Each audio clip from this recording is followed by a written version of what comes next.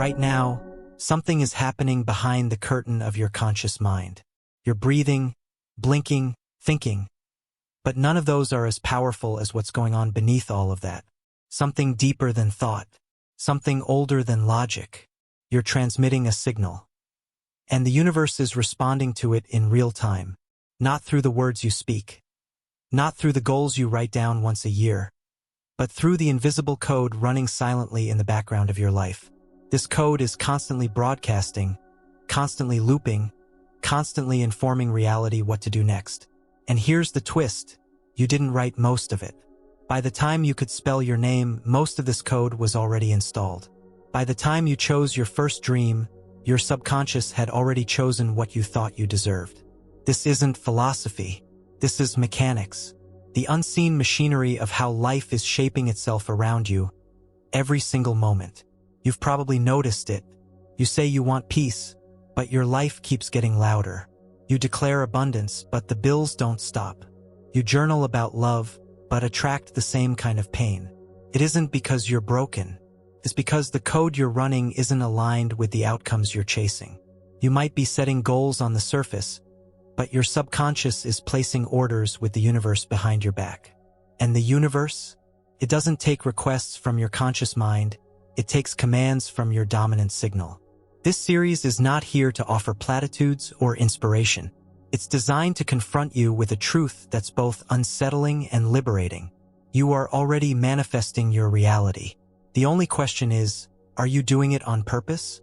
Over the next hours, we're going to uncover what's shaping your world from behind the scenes.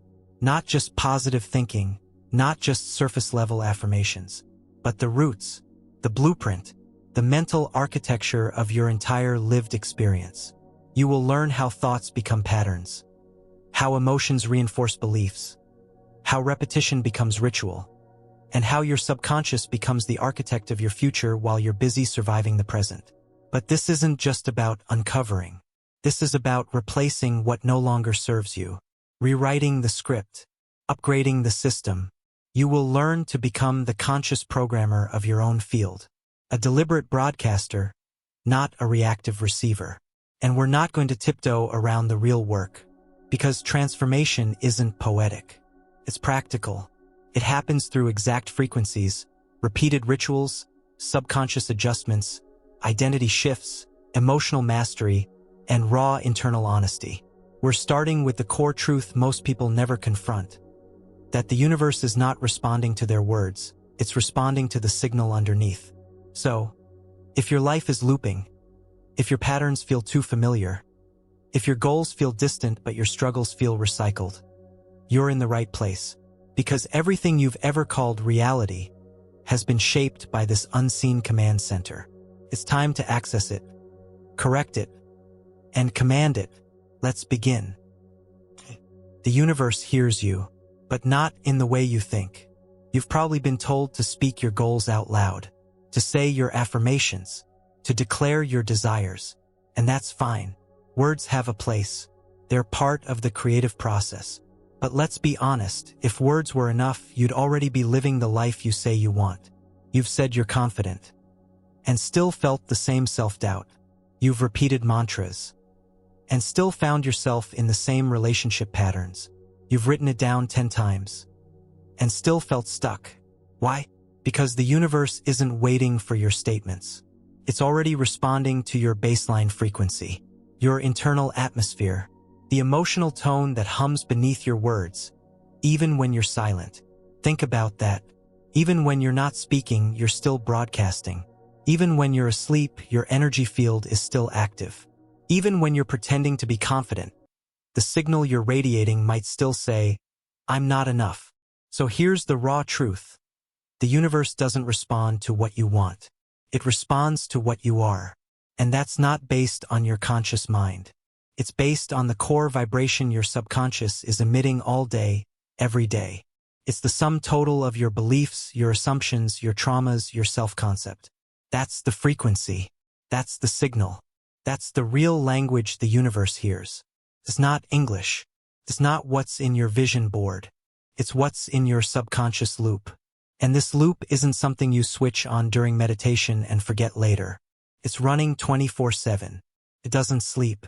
It doesn't pause. It doesn't wait for your journal entry. Let's make this practical. If you want love, but deep down you believe, I'm hard to love, the universe hears, I'm hard to love. If you want wealth, but deep down you feel guilt when money arrives, the universe hears, keep it away. If you want peace, but deep down you equate calm with boredom, the universe hears, keep life loud. This is not because the universe is cruel. It's because it's responsive, neutral, mechanical, intelligent. It doesn't argue. It matches. The moment you stop broadcasting confusion, you stop receiving it. The moment your internal code stabilizes, your external experience follows. And that's not just metaphysics. It's behavioral science. Because when your subconscious changes, your reactions change. Your choices change. Your standards shift. Your identity evolves. And that identity shift, that's when the signal changes. Which means this: stop thinking of the universe as something distant you need to impress. Start understanding it as something you're plugged into. Right now, not later, not after the meditation, not after the course. Right now, your subconscious is programming it. And the results are already echoing back into your life. Through patterns, through people, through outcomes that repeat like they're on a script. Because they are. You wrote that script with every belief you accepted. Every rule you never questioned. Every fear you obeyed. Every story you told yourself over and over again. But here's the good news. Just because you've been broadcasting it, doesn't mean you have to keep repeating it. That signal can shift. And when it does, everything else will follow. Not because the world changed, but because the instructions you were sending to it finally did. We are not here to wish for better outcomes. We are here to understand the source of the current ones, and to overwrite them. But first, we have to become aware of the real signal we're sending right now. Not the one we think we're sending. Not the one we hope we're sending. The real one. So here's your first task. Simple but uncomfortable. Observe your life. Not through frustration. Not through judgment. But through curiosity. Because your current reality is a mirror of your subconscious instructions. What shows up repeatedly? What feels familiar in all the wrong ways? What feels just out of reach again and again? That's not bad luck. That's programming. And the universe, like a loyal servant, has been delivering exactly what it's been told to deliver. So now you're seeing it. Now you're hearing it. Now you're remembering what you've always known. The power isn't out there. It never was. It's been broadcasting from within you, without your conscious input, shaping a world that looks uncannily like your inner script. Next, we will get closer to the source of that signal. We're going to trace it not to your thoughts, but to something deeper, to the part of you that never sleeps, the part that never turns off, the true voice of your personal universe. You've now seen that the universe isn't responding to your words.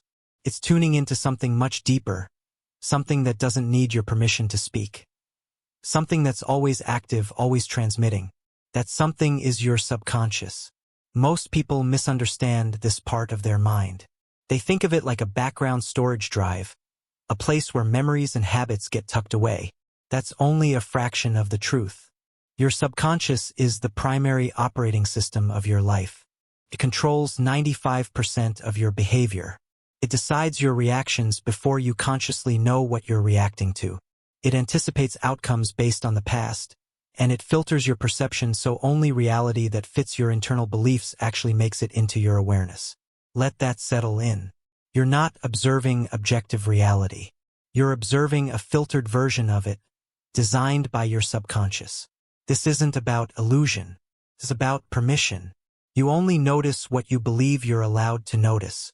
You only receive what you believe is possible for you. And your subconscious is the gatekeeper of all of it. Now, here's where this gets important. Your subconscious doesn't speak in logic. It doesn't care about the future you wish for. It's not influenced by the vision board on your wall. It runs entirely on patterns, emotion, repetition, and proof. That proof doesn't even need to be true. It just needs to feel consistent. For example, If your subconscious has received constant emotional input since childhood that says, you have to work hard for everything, then even when abundance shows up with ease, your system will reject it. Not because ease is wrong, but because it contradicts the internal programming. If your subconscious carries a pattern that says, people always leave, then even when love enters your life, you'll anticipate abandonment. You'll create distance. You'll test their loyalty until they prove your belief right. And when they do, it won't feel like tragedy, it'll feel like confirmation. The subconscious isn't logical. It's literal. It doesn't process nuance. It doesn't weigh probabilities. It absorbs input and installs patterns. The loudest input wins, and repetition is volume. So the thoughts you think the most often, the emotions you feel the most consistently, the environments you live in every day, those are shaping the signal your subconscious is locked onto. Think about that. If your dominant emotion is anxiety, your subconscious begins to expect chaos.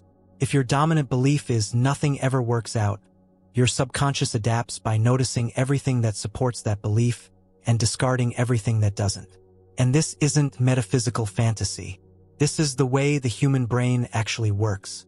Cognitive scientists call this confirmation bias, the tendency of the brain to search for, interpret, and recall information that confirms its existing beliefs. So the subconscious doesn't just hold your beliefs, it builds your life around them. It selects what you notice, what you trust, what you pursue, what you reject, and what you manifest. That's the signal the universe hears. It's not random. It's repeated. And you've been repeating it without even realizing it. Now let's make it even clearer. Your subconscious is not just receiving from your mind. It's receiving from your body too. Every time you react emotionally, your nervous system teaches your subconscious what to prioritize. Every time you make a choice, your subconscious takes notes. Every time you settle, it learns. Every time you reach for comfort instead of growth, it remembers. It does not judge. It does not analyze. It installs. So if your life keeps repeating itself, if certain outcomes keep circling back, if no matter how much effort you make, the result looks too familiar, you're not cursed. You're consistent. And consistency is the key language of the subconscious. Now here's the breakthrough. If the subconscious was programmed once, it can be reprogrammed again. That means you're not stuck, but you are responsible. Because now you know that you're not the victim of random events. You're the emitter of a continuous signal, one that your subconscious is translating and sending into the universal field. And the universe? It's responding to that signal faithfully, without commentary, without criticism, without delay. The question becomes, do you want to continue running the current code? Because you can't lie to the subconscious. It knows your true tone. It knows your expectations. It knows what you think you deserve because it helped you decide that long ago. So if you say, I am abundant, but your body contracts with anxiety every time a bill arrives, your subconscious translates that tension as the real message. If you say, I am worthy of love, but you chase people who neglect you, your subconscious absorbs the behavior, not the words. And here's where it gets intense. Your subconscious doesn't care what you consciously say. It only responds to what you consistently feel, think, and do. So until you become congruent on all three levels, emotion, thought, and action, the signal will remain fragmented. And the universe will respond accordingly. This is why some people read all the books, attend all the workshops, speak all the affirmations, and still feel stuck, because the outer input never touched the core program. But this is where you begin to shift it, right here, with awareness. Because awareness is the first reprogramming tool. It's the spotlight that lets you observe what's actually running the show. It lets you track the patterns you've been unconsciously reinforcing. And from that clarity, you gain access. Not control yet, but access. You can't heal what you won't face. You can't rewrite what you haven't read. So your job now is simple but confronting. Listen to your thoughts like you're not the one thinking them. Because in a way, you aren't.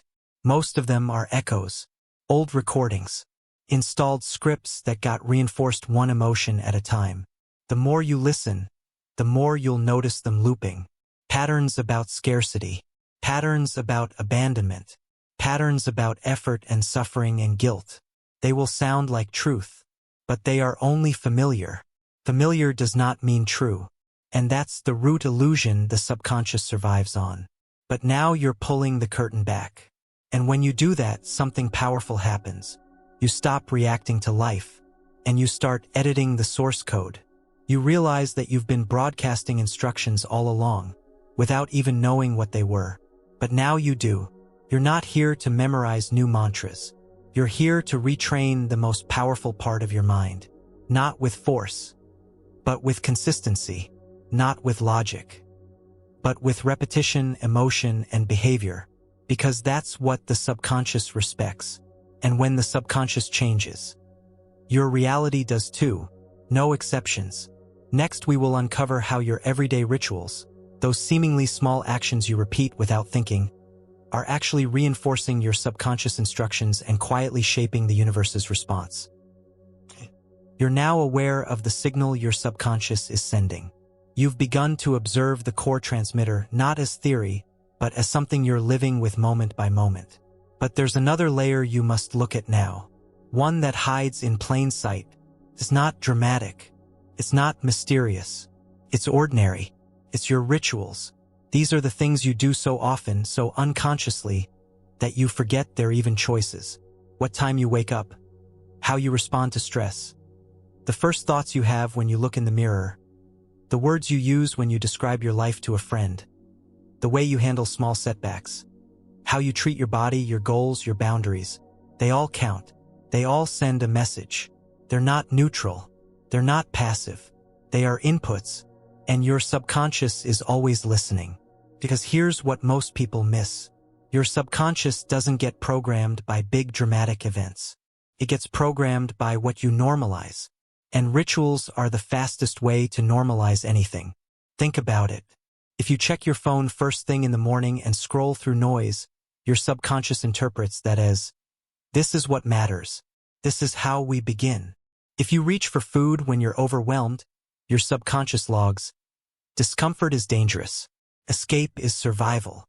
If you speak about your goals with hesitation, apologizing for how big they are, your subconscious hears, shrink, it's safer.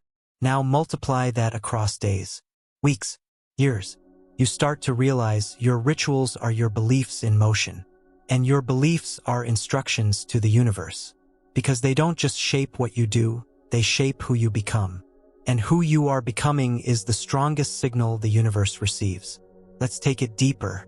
Every single time you make a decision, you are either reinforcing your current reality or bending toward a new one. But you're not making those decisions from your conscious mind. You're making them based on the dominant emotional state you're in throughout the day. That state doesn't come from random feelings. It comes from your rituals. This is why two people with the same vision board can live totally different realities. Because one has rituals that contradict the vision. The other has rituals that support it. If you say you're ready for wealth, but your daily habits reinforce lack, the universe listens to your habits, not your words. If you say you're healing, but your routines still revolve around chaos, the universe believes the chaos, not your intention. Your rituals either upgrade the program or reinforce the old loop. And they don't have to be complex. It's not about meditating for hours or reciting mantras until your voice goes numb. It's about choosing small, repeatable actions that align with the version of yourself you say you are becoming. Because every repeated action is a declaration. Not to the world, but to your subconscious. And once your subconscious believes something, it changes your identity. When your identity shifts, your thoughts shift. When your thoughts shift, your emotional tone evolves. And when your emotional tone evolves, the signal you send into the universe transforms entirely. It's a chain reaction, and it starts with the most forgettable moments of your day. That means brushing your teeth with intention. That means choosing to breathe through tension instead of feeding it. That means closing the loop when your brain spirals into worry, interrupting the loop, standing up, choosing a new pattern. That means choosing silence instead of noise when your nervous system is overloaded. None of these seem dramatic, but dramatic change doesn't come from dramatic action. It comes from deliberate consistency. Let's flip the lens. If someone followed you for 24 hours and had no access to your words, Just your actions, your choices, your patterns. What would they say your priorities are? Would they say you believe you're abundant? Would they say you feel worthy of peace? Would they say you're preparing for a future of love, freedom, and alignment? Or would they say you're surviving? Your rituals will tell the truth even when your mind doesn't. And if you want to change your reality, you have to interrupt the default rituals that are reinforcing the current signal. It doesn't take perfection. It takes pattern disruption. You wake up and instead of grabbing your phone, you breathe, even for 2 minutes. You feel doubt creeping in and instead of spiraling, you get up, move your body, break the cycle. You're tempted to speak limitation, and instead, you say nothing, or better, you speak belief, even if your voice shakes. These are the micro-movements of reprogramming. Each one is a tiny signal shift, and when repeated, they become the new code. Now here's what most people don't realize. Even rituals you think are neutral are shaping the field. Watching a show that fills your body with tension before bed. Neutral. Eating while scrolling through people's highlight reels. Normal.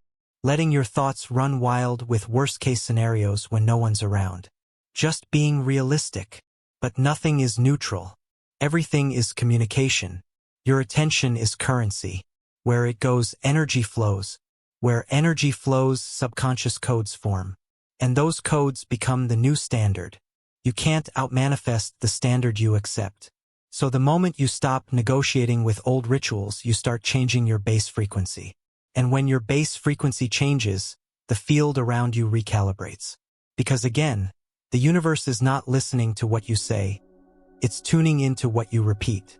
That's why people who feel like they're doing all the right things still stay stuck.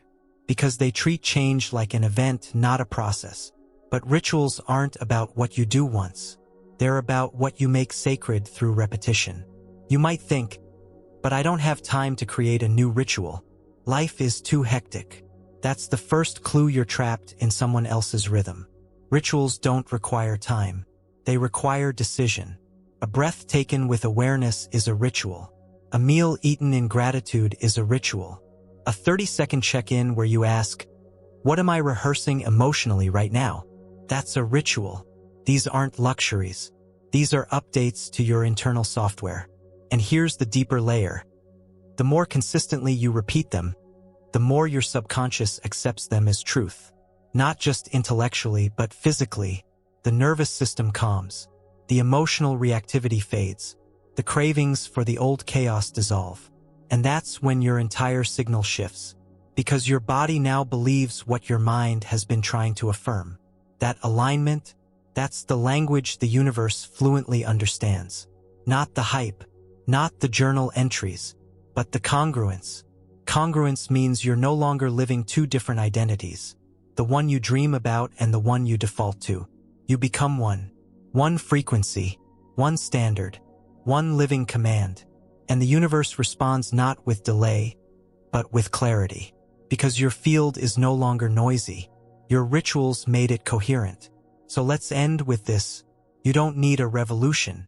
You need a ritual. One you choose on purpose. One you repeat with care. One that interrupts the old signal and replaces it with truth. Because the universe is responding right now. To what you normalize. To what you repeat.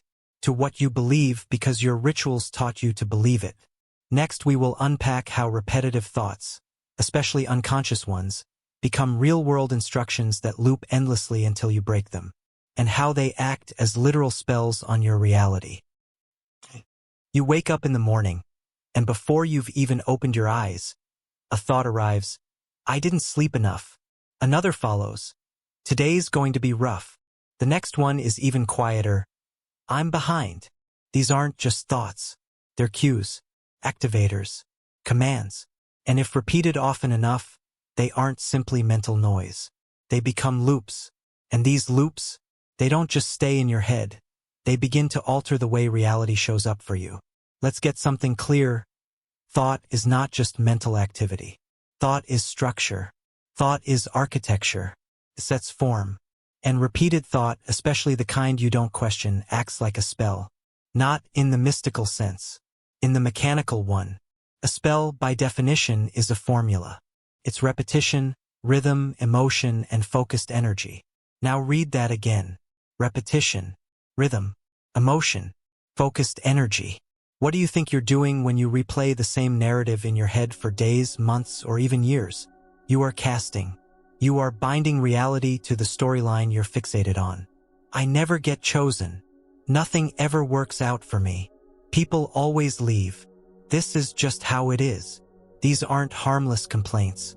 These are thought loops. And thought loops become belief loops. Belief loops shape behavior. Behavior reshapes identity. And identity sets your energetic tone. That tone is the signature you send to the universe. When you repeat a thought with emotional charge, your subconscious logs it as important. And once it's logged, it seeks to confirm it. Because consistency is safety to the subconscious, even if that consistency is painful. So when you keep thinking, I'm never enough, your system begins scanning for proof, not to challenge the thought, but to reinforce it. It filters experiences through that lens.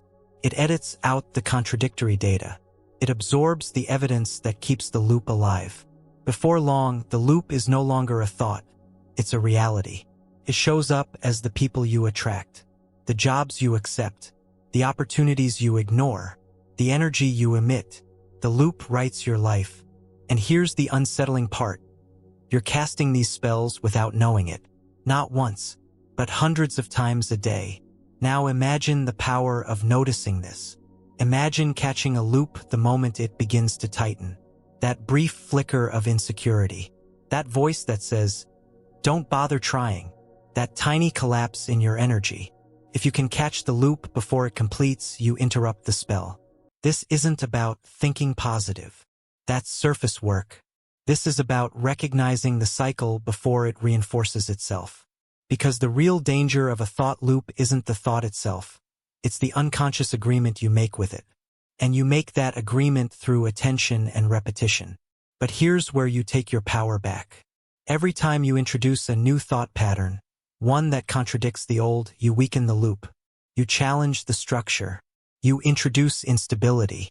And your subconscious, which thrives on stability, starts to notice. That's when you step in with something different. Not with empty affirmations, but with deliberate disruption. For example, if your loop is, I always mess things up, you don't fight it. You ask, when did I decide that? You question its origin. You recall proof that contradicts it. You speak a new command not just with words but with behavior. Because a broken loop needs new evidence. Thoughts are cheap. Proof is powerful. So you create new evidence. You do the thing you'd normally avoid. You choose differently. You hold your posture longer. You slow down instead of reacting. These are subtle rebellions, but they are loud to your subconscious. And once the subconscious receives new proof, it starts to release the old command. One loop breaks, and with it, the old spell dissolves. But you don't stop there. You recognize that your most repeated thoughts are literally shaping your identity. That identity is speaking directly to the field of possibility. And the field listens carefully. So the next time you catch yourself spiraling through a familiar loop, pause. Ask, is this thought mine, or did I inherit it? Is it true, or just repeated? Is it keeping me safe, or keeping me small? Then stop feeding it. Because every loop that isn't interrupted becomes a framework. Every framework becomes a filter, and your filters become your reality. Next, we will bring into focus the beliefs behind those loops, the hidden assumptions that have been distorting your signal for years. We'll name them, expose them, and strip away their influence over what you think is possible. So far, you've seen how thought loops act like spells, scripts you've been reciting to reality without realizing it. But where do those loops begin? They begin with belief. Beliefs are not just ideas you agree with. They are filters that shape everything. What you notice, how you react, what you chase, and what you sabotage. But here's the catch. Most of your strongest beliefs were never consciously chosen. They were absorbed, imprinted, downloaded during high-emotion experiences when you were too young or too vulnerable to filter or question them. And now, they're controlling everything. Let's name the 7 most common hidden beliefs that warp your reality. These are the quiet rules you didn't know you were following, the code your subconscious has been enforcing, often against your will. 1. I am not safe. This belief isn't just about physical safety. It's emotional, energetic, internal. If your nervous system was conditioned to expect chaos, you may interpret peace as boredom. You'll sabotage stability. You'll distrust ease. The universe keeps sending calm, and you keep pushing it away. 2. Love must be earned. This is the core behind overgiving, people-pleasing, and staying too long. If you were raised to believe affection is conditional, you'll attract people who validate that belief. Even when someone offers unconditional love, it'll feel suspicious. Your subconscious won't trust it because it breaks the rule. 3. I'm too much or not enough. This belief keeps you oscillating between shrinking and overcompensating. You'll either silence yourself or exhaust yourself trying to prove your value. And when the universe sends you validation, you'll deflect it. Because deep down, you don't feel entitled to receive without effort or adjustment. 4. Success is dangerous. This one is rarely admitted. But many people subconsciously associate success with loss of privacy, safety, authenticity, relationships. So they delay. They self-sabotage. They hesitate to take the leap. Not because they're lazy, because the subconscious has equated expansion with exposure. 5. Abundance isn't for people like me. If you've seen wealth used as a weapon, or if you were surrounded by lack and survival mentality, your subconscious may reject abundance as fake, selfish, or inaccessible. You'll repel money while chasing it. You'll undercharge. You'll over-apologize. And the universe will match that rejection. 6. If I slow down, I'll fall apart. This belief is responsible for burnout cycles. If rest equals laziness in your inner programming, you'll never allow yourself to restore. Your subconscious will keep the system busy, addicted to productivity, terrified of stillness. Even when opportunities for rest arrive, they'll feel foreign or dangerous. 7. This is just who I am. The most dangerous belief isn't loud. It's casual. It says, this is just how life is. It whispers, this is how I've always been. Sounds like realism, but it's resignation. This belief locks your identity in the past and blocks the universe from introducing new patterns. Why? Because you're not open to receiving them. Now here's the real problem. You don't argue with these beliefs. You live inside them. And when a belief becomes invisible, it becomes powerful. It rewrites your expectations. And expectations shape perception. But once you make these beliefs visible, they lose their grip. Not instantly, but immediately enough that your energy begins to shift. You question the belief. You separate from it. You choose new evidence. Because no belief is final. Even the ones you've had your whole life. Especially those. So here's what to do. Choose one of these 7 beliefs that feels most familiar. Then ask, who did I learn this from? What was happening in my life when this belief took root? Who benefits from me keeping this belief alive? And finally, ask the most important question. What new reality becomes available when this belief dies? Because once the belief dissolves, your field opens. Your tone changes. Your choices shift. And the universe, hearing your new signal, begins to respond in kind. Next, we will explore the power source behind belief. Emotion. You'll discover how feelings don't just decorate thoughts. They activate them, ink them, stamp them into your subconscious, and broadcast them outward. You've now seen how beliefs form the blueprint. They define the shape of your reality. But the blueprint alone isn't enough. It sits dormant until something activates it. That activator is emotion. Emotion is not just a feeling. Emotion is fuel. It's voltage. It's the ink that stamps belief into subconscious reality. It turns passing thoughts into permanent commands. Without emotion, your thoughts fade. With emotion, they get engraved. And not all emotions are created equal. The more intense the emotional state, the more quickly and deeply it programs the subconscious. That's why certain memories from years ago still feel fresh. It's not because they were important, it's because they were emotionally charged. Now apply that to the present. If you're living in a constant emotional state of fear, guilt, or anger, you're not just reacting to your reality. You're reinforcing it. You're teaching your subconscious, this is the atmosphere we operate in. This is who we are. And because your subconscious is loyal to emotional repetition, it starts tuning your thoughts, actions, and energy to align with that state. So if guilt is dominant, your subconscious will shape your choices to ensure you keep experiencing guilt. If resentment is your emotional baseline, you'll unconsciously attract people and situations that justify holding on to it. It's not a punishment, it's a pattern. The subconscious isn't moral. It doesn't ask, is this healthy? It only asks, is this familiar? Familiarity equals safety, and safety equals repetition.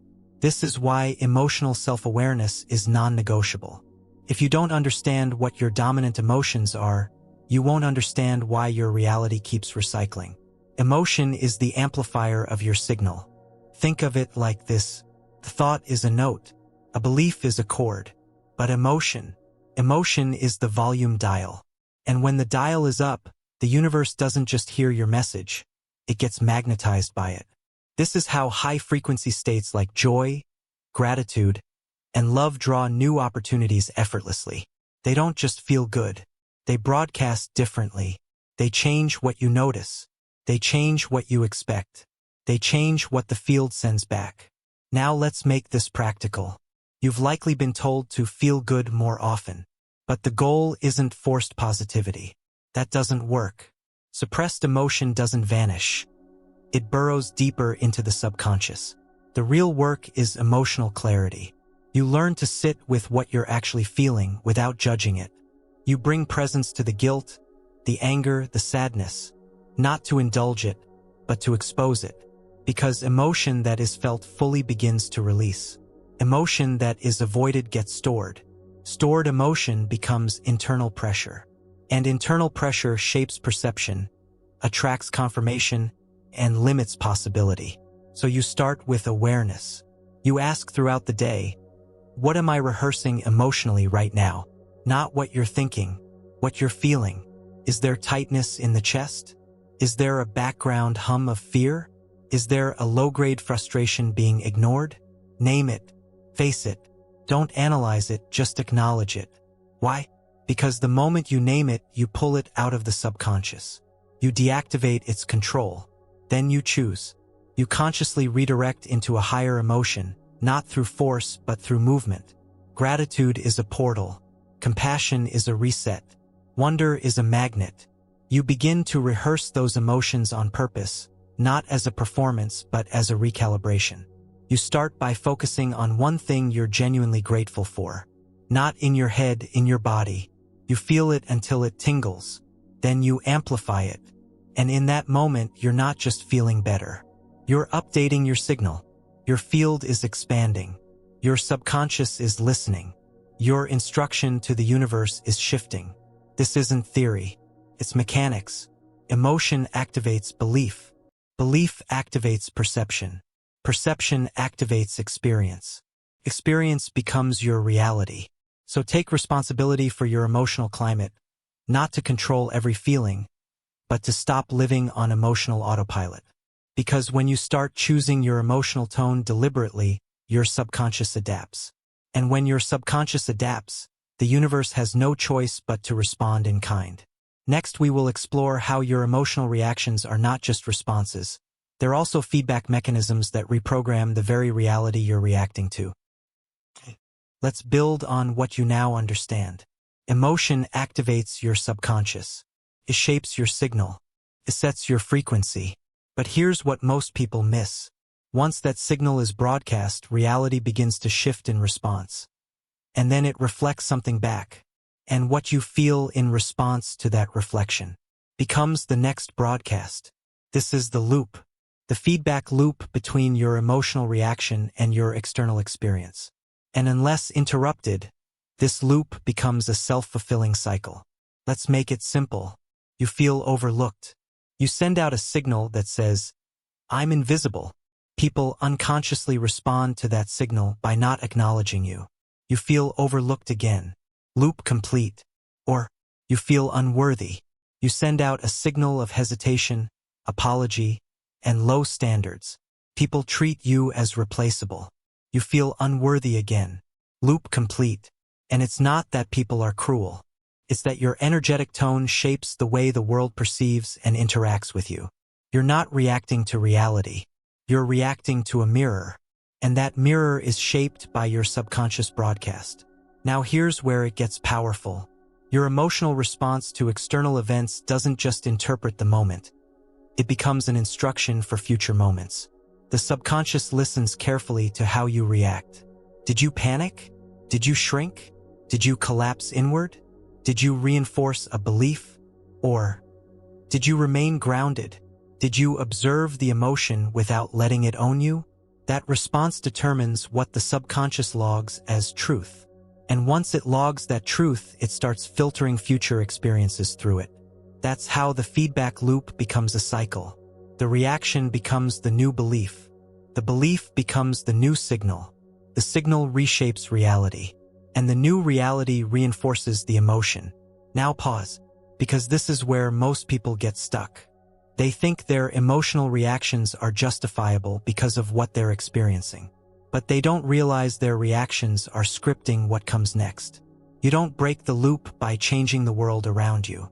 You break the loop by changing how you respond to it. That doesn't mean suppressing emotion. It means choosing a new energetic posture in the middle of it. For example, you feel fear, but instead of collapsing, you breathe into it. You remind yourself, this is data, not destiny. You hold your ground. You stay in your body. You stay in command. The subconscious takes note. It says, fear no longer controls this system. And just like that, the loop begins to unravel. You create a new emotional pathway. One that doesn't feed the old belief. One that doesn't reinforce the old pattern. One that becomes a new program entirely. Because here's the truth.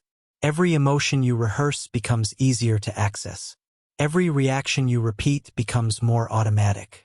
And every loop you stop becomes a doorway to a reality that no longer mirrors your pain, but mirrors your power.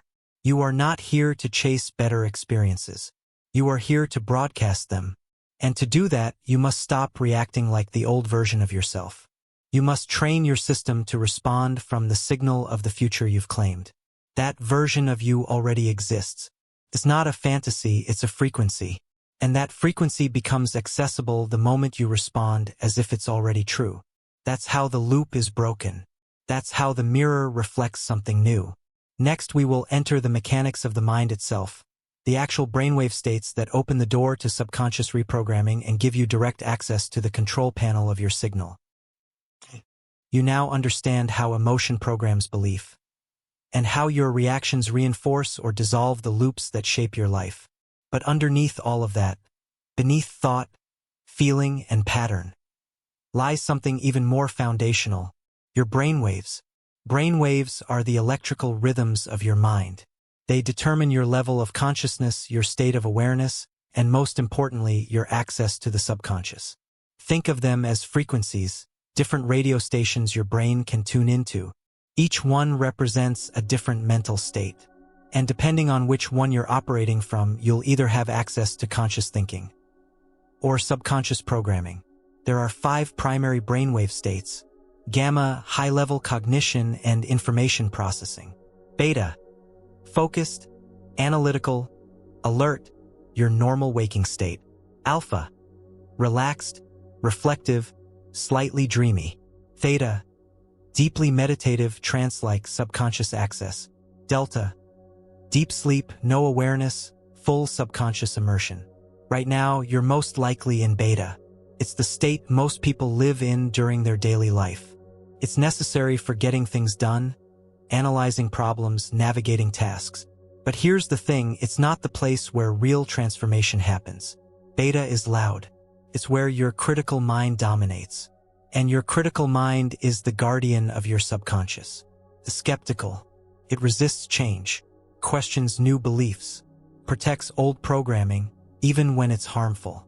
If you try to affirm a new belief while in beta, like, I am abundant, or I deserve love, your critical mind steps in and says, No, you don't. Look at the evidence. And the subconscious doesn't even get the message, but drop into alpha, or deeper into theta. And the gatekeeper relaxes. Now the subconscious becomes available. Now the vault opens. Now you can begin to write new code without resistance. This is why hypnosis, meditation, and certain breathwork techniques are so effective. They change your brainwave state. They quiet the conscious guard and allow direct access to the deeper mind. In theta, your brain becomes impressionable, like wet cement. Whatever you imprint here sets quickly and deeply. And this is how the most profound subconscious shifts occur, not through thinking harder, but through accessing the right frequency. Let's make it practical. When you wake up in the morning, you're naturally in theta/alpha. That brief state before your thoughts ramp up, that's gold. That's the window. And when you fall asleep at night, the same window opens again. This is when the subconscious is listening most intently. This is when your inputs matter most. Not when you're fully alert, but when you're drifting, quiet, suggestible. What are you feeding your mind in those moments? Are you replaying fears? Are you mentally scrolling through stress? Or are you introducing new instructions? Because your brainwave state is already open, you just have to use it intentionally. Choose the thoughts, the visualizations, the affirmations you offer in those moments carefully. They're not just ideas. They're installations. Now imagine going even deeper. Guided meditations, deep theta wave music, focused breathwork. All of these allow you to access the subconscious midday at will. You don't have to wait for sleep. You don't need a trance practitioner. You just need to learn how to enter stillness and intention. And when you do, the subconscious becomes responsive. The old programs loosen. New ideas get accepted without resistance. That's when beliefs shift quickly. That's when trauma detaches from identity. That's when manifestation becomes natural. Because now your signal is coming from truth, not programming. You're not broadcasting from fear anymore. You're broadcasting from coherence. So ask yourself, are you trying to force change while stuck in beta? Or are you entering the state where change actually happens? This is the vault. This is where your future self is waiting. Next, we will reveal the subtle but powerful form of control you've been under since childhood. One that keeps your brainwaves stuck in programmable states while someone else controls the input. And it's happening every single day. So far, you've learned how brainwaves determine your access to the subconscious. And how theta is the key to programming it intentionally. But what happens when someone else figures that out before you do? They start programming you. And they don't need a trance room or a swinging pocket watch to do it. They use repetition, emotion, pacing, symbols, authority. They use hypnosis not in the theatrical sense, but in the everyday, almost invisible form. Because here's the truth. You've been hypnotized since childhood. Not by malicious villains, but by repetition, environment, tone, and input. The average child spends the first 7 years of life in theta. That means you were living in an absorbent, programmable brainwave state for years, wide open, taking in everything as truth. If someone told you, money is hard to come by, your subconscious stored it. If you saw love modeled as abandonment or control, your subconscious accepted it as normal. If you witnessed chaos every time someone succeeded, your subconscious learned, success is unsafe. All of this went in without filters. And the hypnosis didn't stop at childhood. It evolved, because now you're an adult. Still entering alpha and theta every morning and night. And someone else is deciding what you see and hear during those times. Think about it. When do most people check their phones? First thing in the morning. Last thing before bed. Exactly when the subconscious is most open. And what do they scroll? Feeds filled with other people's lives, other people's values, other people's opinions. This is hypnosis. The scroll is the induction. The music is the rhythm. The repetition is the command. The emotional reaction is the anchor. And your subconscious? Still listening, still absorbing, still shaping your identity to match the inputs. Now expand that beyond your phone. Look at media, advertising, social programming, news cycles, cultural scripts. They all use hypnotic tools, repetition of key phrases, emotional language and imagery, authority figures delivering commands, storytelling that bypasses logic and goes straight to feeling. This isn't conspiracy. It's strategy. Because people who control attention control belief. And people who control belief control behavior. This is why passive consumption is so dangerous. You're not just watching. You're being shaped. Your subconscious doesn't know you're just scrolling. It sees repetition and emotional charge, and it installs the message. So when you hear, everything's getting worse, every day, that becomes a belief. When you see images of struggle, collapse, failure, that becomes the emotional blueprint for your expectations. And when that expectation hardens, your signal changes. The universe hears panic, distrust, scarcity, and it mirrors it, not to punish you but to reflect your dominant vibration. So what do? You reclaim your inputs. You treat your subconscious like a sacred vault because it is. You become intentional about every piece of content, sound, voice, message, and story that enters your mental space, especially during alpha and theta. You reframe your feed. You curate your mornings. You protect your nights.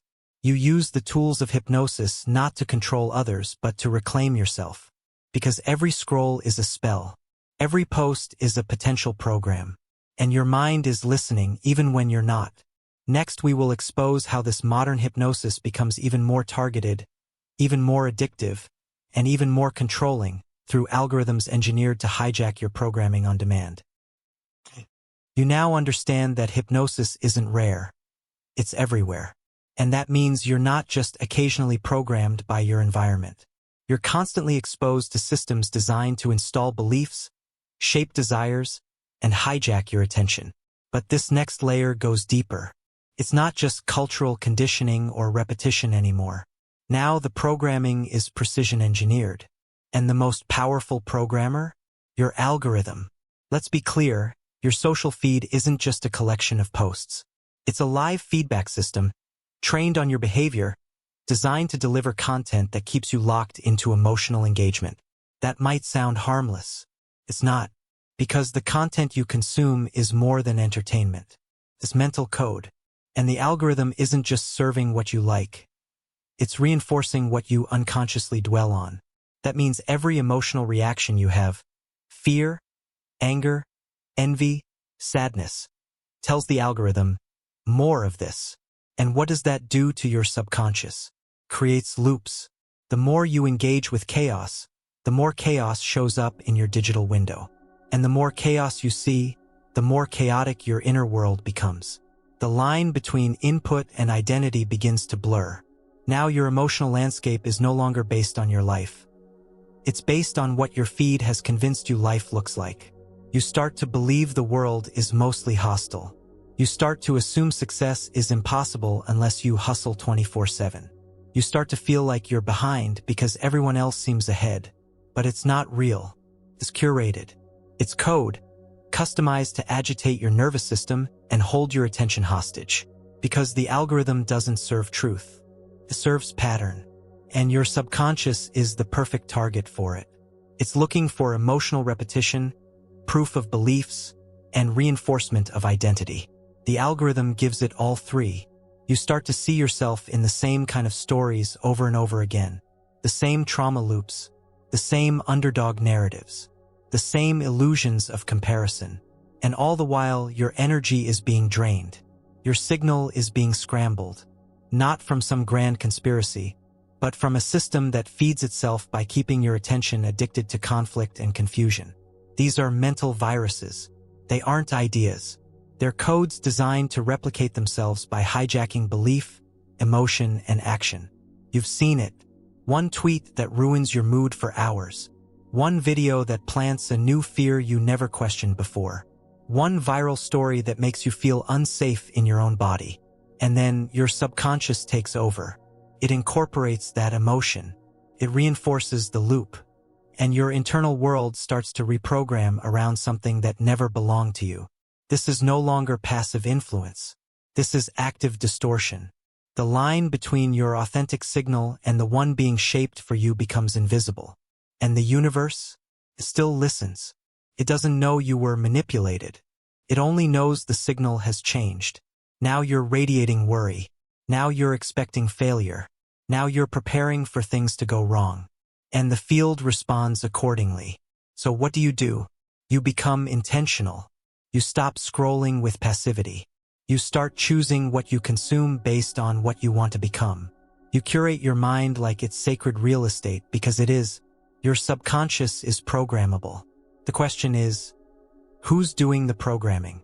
If you're not making that choice deliberately, something else will. And it already has. But the good news? You can interrupt it. You can stop reinforcing fear-based loops with your attention. You can mute the voices that don't align with your future. You can unfollow the signals that distort your identity.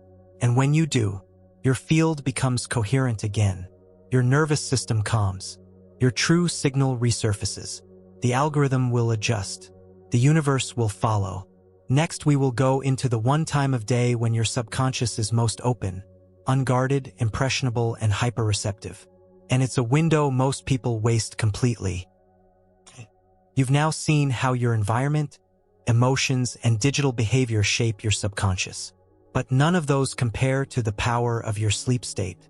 Sleep is not a break from programming. It's the most fertile window for it. And it's either working for you or against you. Let's go back to the science. In the moments just before you fall asleep, your brain transitions from beta to alpha to theta.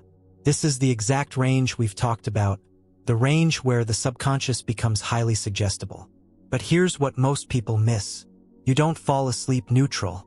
You fall asleep emotionally primed. That means whatever thought, emotion, or stimulus you experience right before sleep becomes the dominant signal during your theta window.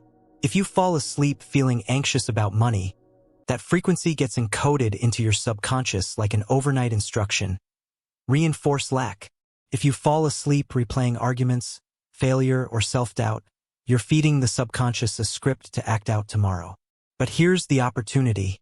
You can intentionally install new commands just before you fall asleep. You don't need hours. You need minutes. You need focus. And you need clarity. This is when you feed your subconscious the new version of reality you want it to build. Not with hype, with precision. You rehearse a state. You visualize an outcome. You activate a feeling of gratitude, safety, or wholeness. And then you sleep. You allow the subconscious to do what it does best. Process, repeat, internalize, and act upon the last instruction it received. Sleep doesn't erase programming. It reinforces it. And that means your pre-sleep state is sacred. Yet what do most people do? They fall asleep to chaos, to news, to background noise, to content that doesn't match the frequency of their goals. And they wonder why things feel out of sync the next morning. Because your body may rest, but your mind is still receiving. And the signal you fall asleep with becomes the tone you wake up in. That's not poetic. That's literal. So take control. Create a pre-sleep ritual that aligns with your desired signal. You can listen to a subconscious reprogramming audio. Repeat one belief while breathing deeply. Visualize one specific desired outcome with emotion. Play calming frequencies that match alpha or theta brainwave patterns. Use affirmations focused not on desire, but on identity. I am aligned. I am safe. I am already becoming. The key is consistency. Your subconscious doesn't need drama, it needs repetition. When you give it the same signal night after night, it starts to shift effortlessly.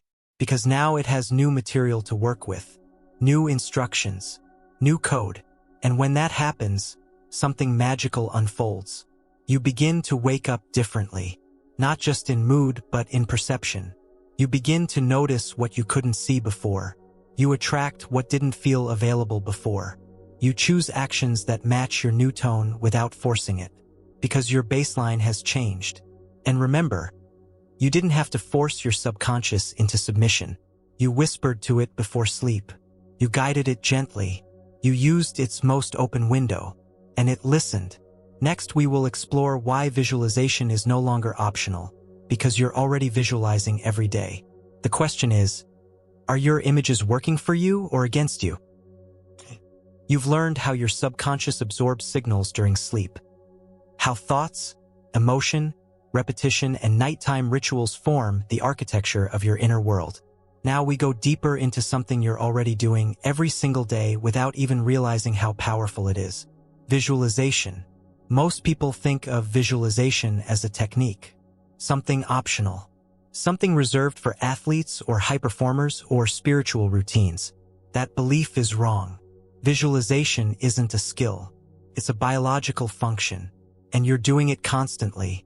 Every time you anticipate a worst-case scenario, that's visualization. Every time you mentally rehearse a conversation you haven't had yet, that's visualization. Every time you picture yourself failing, getting rejected, losing, not being enough, that's visualization. You've been doing it your whole life. And here's the truth most never face. You're either visualizing consciously or accidentally, but you're visualizing. And the images you repeat in your mind don't stay there. They form an emotional imprint. That imprint feeds your nervous system. Your nervous system feeds your subconscious. And your subconscious feeds the universe. This is not imagination. This is instruction. Because your brain doesn't separate imagined experience from real experience. It encodes both the same way. MRI scans confirm this.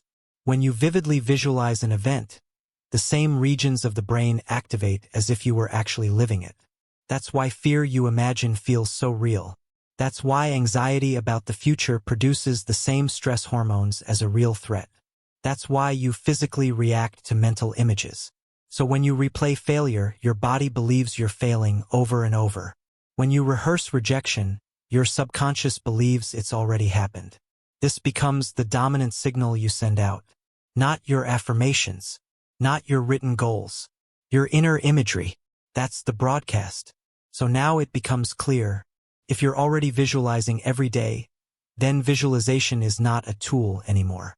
It's a choice, a responsibility. Either you're using it with purpose, or you're using it by default. If you've been letting your fears hijack your internal movie screen, your subconscious has been scripting your life from fear-based scenes. If you've been replaying past pain with vivid clarity, you've been reinforcing the same emotional imprint over and over. If you've been preparing for disappointment, you've been signaling readiness for it, energetically and neurologically. But all of this can shift, and it doesn't take hours of practice. It takes precision, repetition, and emotion. To start, pick a moment you want to live, not abstract, not vague, something tangible. You don't just say, "I want success." You close your eyes, breathe slowly, and see yourself succeeding. You don't just visualize a result, you visualize how it feels to walk into it. You slow it down. You notice what you're wearing. You hear the words being said. You feel the sensation of completion, safety, joy, certainty. And here's the key, you don't visualize as a spectator.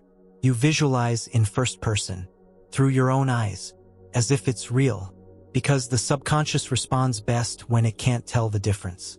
Now repeat, not once, not twice, daily. You make it a ritual, not because repetition is magic, but because repetition is how belief is formed. And belief is the access code to a new frequency. This is how professional athletes create game day calm, how entrepreneurs create clarity in chaos, how people heal trauma by rehearsing a safe future until it feels familiar. This isn't wishful thinking. It's neurological rehearsal. And when the rehearsal becomes automatic, your subconscious accepts it as reality. That's when your body relaxes into the new timeline. That's when your actions shift without you pushing. That's when the universe begins to mirror something new. You don't wait to see it in real life first. You see it within first until life can't ignore the frequency anymore. Next, we will explore how visualization is only half the process, because the universe doesn't just respond to what you send out.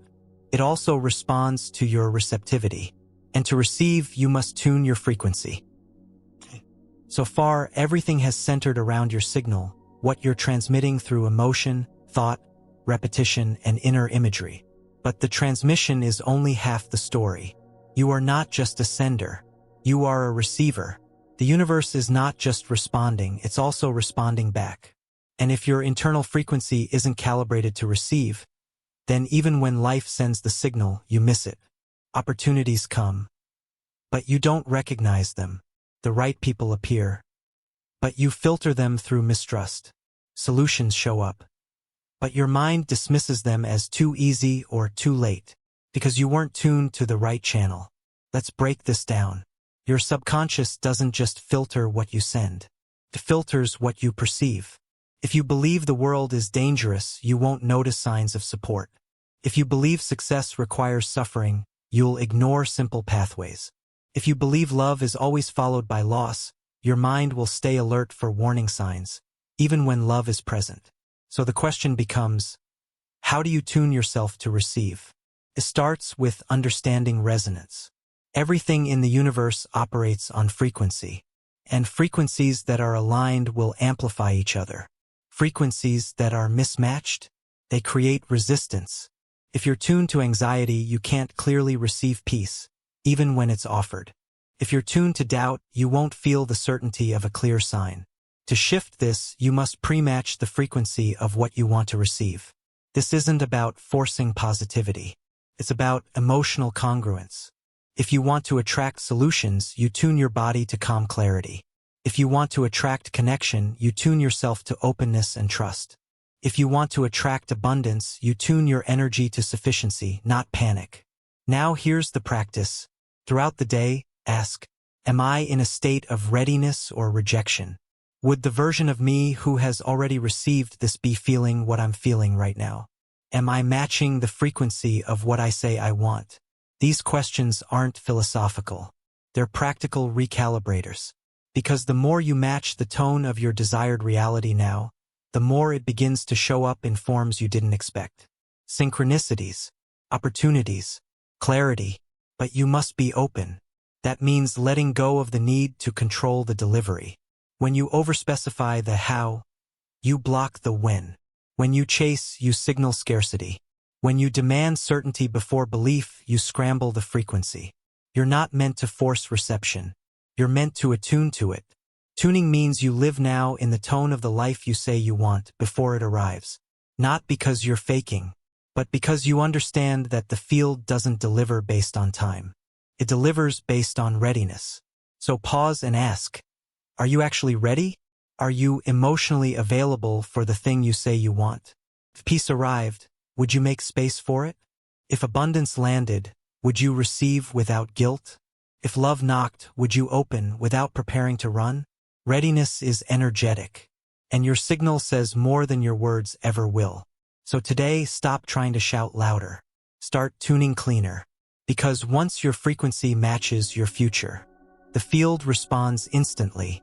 Next, we will unpack the mysterious phenomenon of repeating signs and patterns, like 1111, déjà vu, and recurring synchronicities, and reveal what they actually mean when your signal begins to sync with the field. You've begun to shift your signal. You've started tuning yourself not only to transmit more clearly, but to receive from the field with greater sensitivity. And as that tuning sharpens, something strange often begins to happen. You start seeing repeating numbers, 1111, 222, 444, sequences on clocks, receipts, license plates, billboards. You start noticing the same name or symbol in multiple places, the same idea mentioned by multiple people, the same kind of message showing up in different formats, right when you need it most. These aren't just coincidences, they're echoes, reflections of resonance. You are beginning to sync with the field, and the field is starting to talk back. This isn't about superstition, it's about sensitivity. Your subconscious, now more receptive, begins filtering less and noticing more. And the universe responds through patterns. Not to convince you, but to confirm alignment. Here's why this happens. Your conscious mind is only able to process a fraction of the data around you. But your subconscious is tracking nearly everything, all the time. And once your subconscious believes something is important, it starts showing it to you more often. This is called the reticular activating system. It's a function of the brain that acts as a filter for relevance. You buy a red car and suddenly red cars are everywhere. You hear a word for the first time, and now it's in every conversation. You declare a new goal, and now people and messages related to it begin showing up. These aren't new phenomena. You're simply tuned to notice them. But when this happens in synchronization with elevated emotion, aligned intention, or intuitive knowing, it becomes a signal, a loop between you and the field. And the repeating patterns, they're check-ins. Not from some external force, but from the same field your subconscious is now plugged into. 1111 is just a symbol, but it represents pattern, structure, recognition, a momentary interruption of the usual noise, just long enough to remind you that you're not operating randomly anymore. You're broadcasting, you're receiving, you're part of a feedback system. So what do you do when these signs appear? You don't overanalyze them. You anchor them. You pause. You check your emotional state. You ask, what was I thinking or feeling right before this appeared? Because signs are reflections. They respond to energy, not wishes. A repeating number won't fix your life, but it can mirror your alignment. It can confirm that your frequency is synchronizing with higher order, that your subconscious has shifted just enough to start seeing what was already there. The key is not to obsess. The key is to respond with awareness, because as the signs increase, you'll be tempted to chase them. But the real power comes not from noticing the sign. It comes from noticing your signal when the sign appeared. Were you aligned? Were you trusting? Were you emotionally open? That's the calibration point. That's your tuning fork. And when you live as if signs are not just external winks, but internal confirmations of signal clarity, you begin to stabilize that frequency. You no longer seek proof. You become proof. The universe doesn't speak in words. It speaks in alignment. And patterns are just the punctuation marks in the message you've already started writing. Next, we will connect all of this to a stunning truth. Your subconscious isn't just receiving energy. It's actively commanding possibility at the quantum level. And every signal it sends collapses a timeline into form.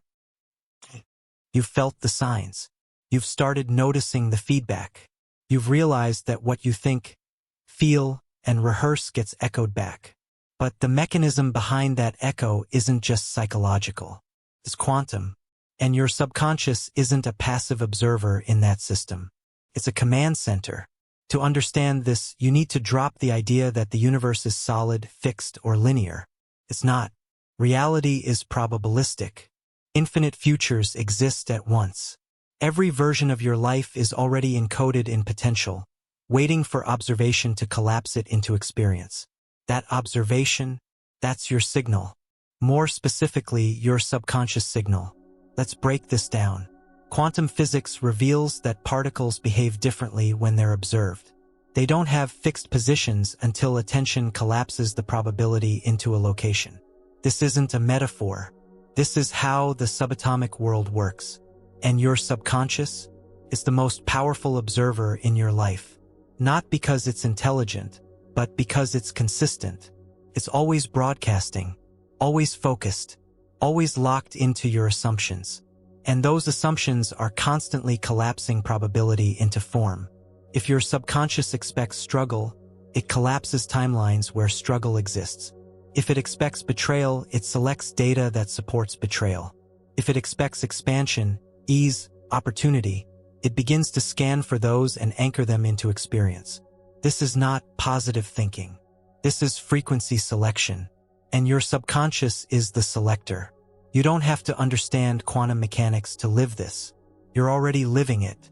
Every day, your beliefs collapse one version of reality into form, while all other versions fade into the background. Your mind is not creating from scratch. It's tuning into one thread of the infinite web of potential. And once it tunes in, it receives matching input. This is why it's not enough to wish for something better. You must become the version of you who's already aligned with that timeline. Because the subconscious doesn't operate in fantasy. It operates in instruction. It doesn't respond to what you want. It responds to what you're tuned into. And that tuning is emotional, habitual, visual, and behavioral. So when you start visualizing not from desire but from identity, you shift timelines. When you start emotionally rehearsing gratitude before the outcome, you shift timelines. When your rituals reflect belief in a different life, your command center stops selecting struggle. and begins selecting stability, success, synchronicity. You are not a victim of chance. You are a broadcaster of probability. Every signal you send chooses one thread out of infinite ones and says, "This is real now." That's the power of your subconscious. It isn't just shaping your thoughts. It's shaping your quantum address. Where you live emotionally and mentally becomes where the universe sends its deliveries. And those deliveries, they're always on time because they're responding not to your conscious impatience, but to your subconscious certainty. Next, we will explore what happens when you start consciously choosing those timelines, when you learn how to collapse infinite possibilities by thought alone and translate potential into lived experience. Everything you've experienced up to this point, every opportunity gained, every door missed, every pattern repeated has not been random. It has been the product of selected timelines. Not by some external judge. Not by fate. By you. More specifically, by your thoughts and the signal those thoughts sent into the field. You've already heard this. All possibilities exist. Every version of your life, from the most aligned to the most chaotic, already exists in potential form. These are not imaginary futures. These are timelines. Threads of reality, waiting to be collapsed into experience. But here's what most people never realize. Your subconscious doesn't just influence which timeline you collapse. It chooses it. And it does so based on a single question. What feels familiar? Not what's ideal. Not what's exciting. What feels emotionally familiar? That becomes the path. That becomes the gravitational pull. So even if you want love, but rejection feels more familiar, you'll collapse a timeline that includes rejection. Even if you desire freedom, but struggle is your emotional baseline, you'll unconsciously activate timelines that reinforce effort, hustle, exhaustion. Because in the quantum field, familiarity is a form of instruction. Your subconscious, operating 95% of the time, is in the habit of collapsing timelines that align with your dominant identity. Not your goals, not your vision board, your identity. So now you face the truth. You don't attract what you think. You attract what you consistently assume. An assumption lives in repetition. You assume rejection, you collapse it. You assume delay, you experience it. You assume support, you receive it. This isn't because thoughts are magical. It's because thoughts are signals. And signals collapse probability into a fixed moment. When you think a thought once, it passes through. When you think it hundreds of times with emotion, it becomes your vibrational address. It tells the quantum field, this version of reality is active now. And so it is. Here's the shift. You must begin to think like the version of you who's already living the timeline you want to experience. Not as fantasy, as frequency. This is not about pretending.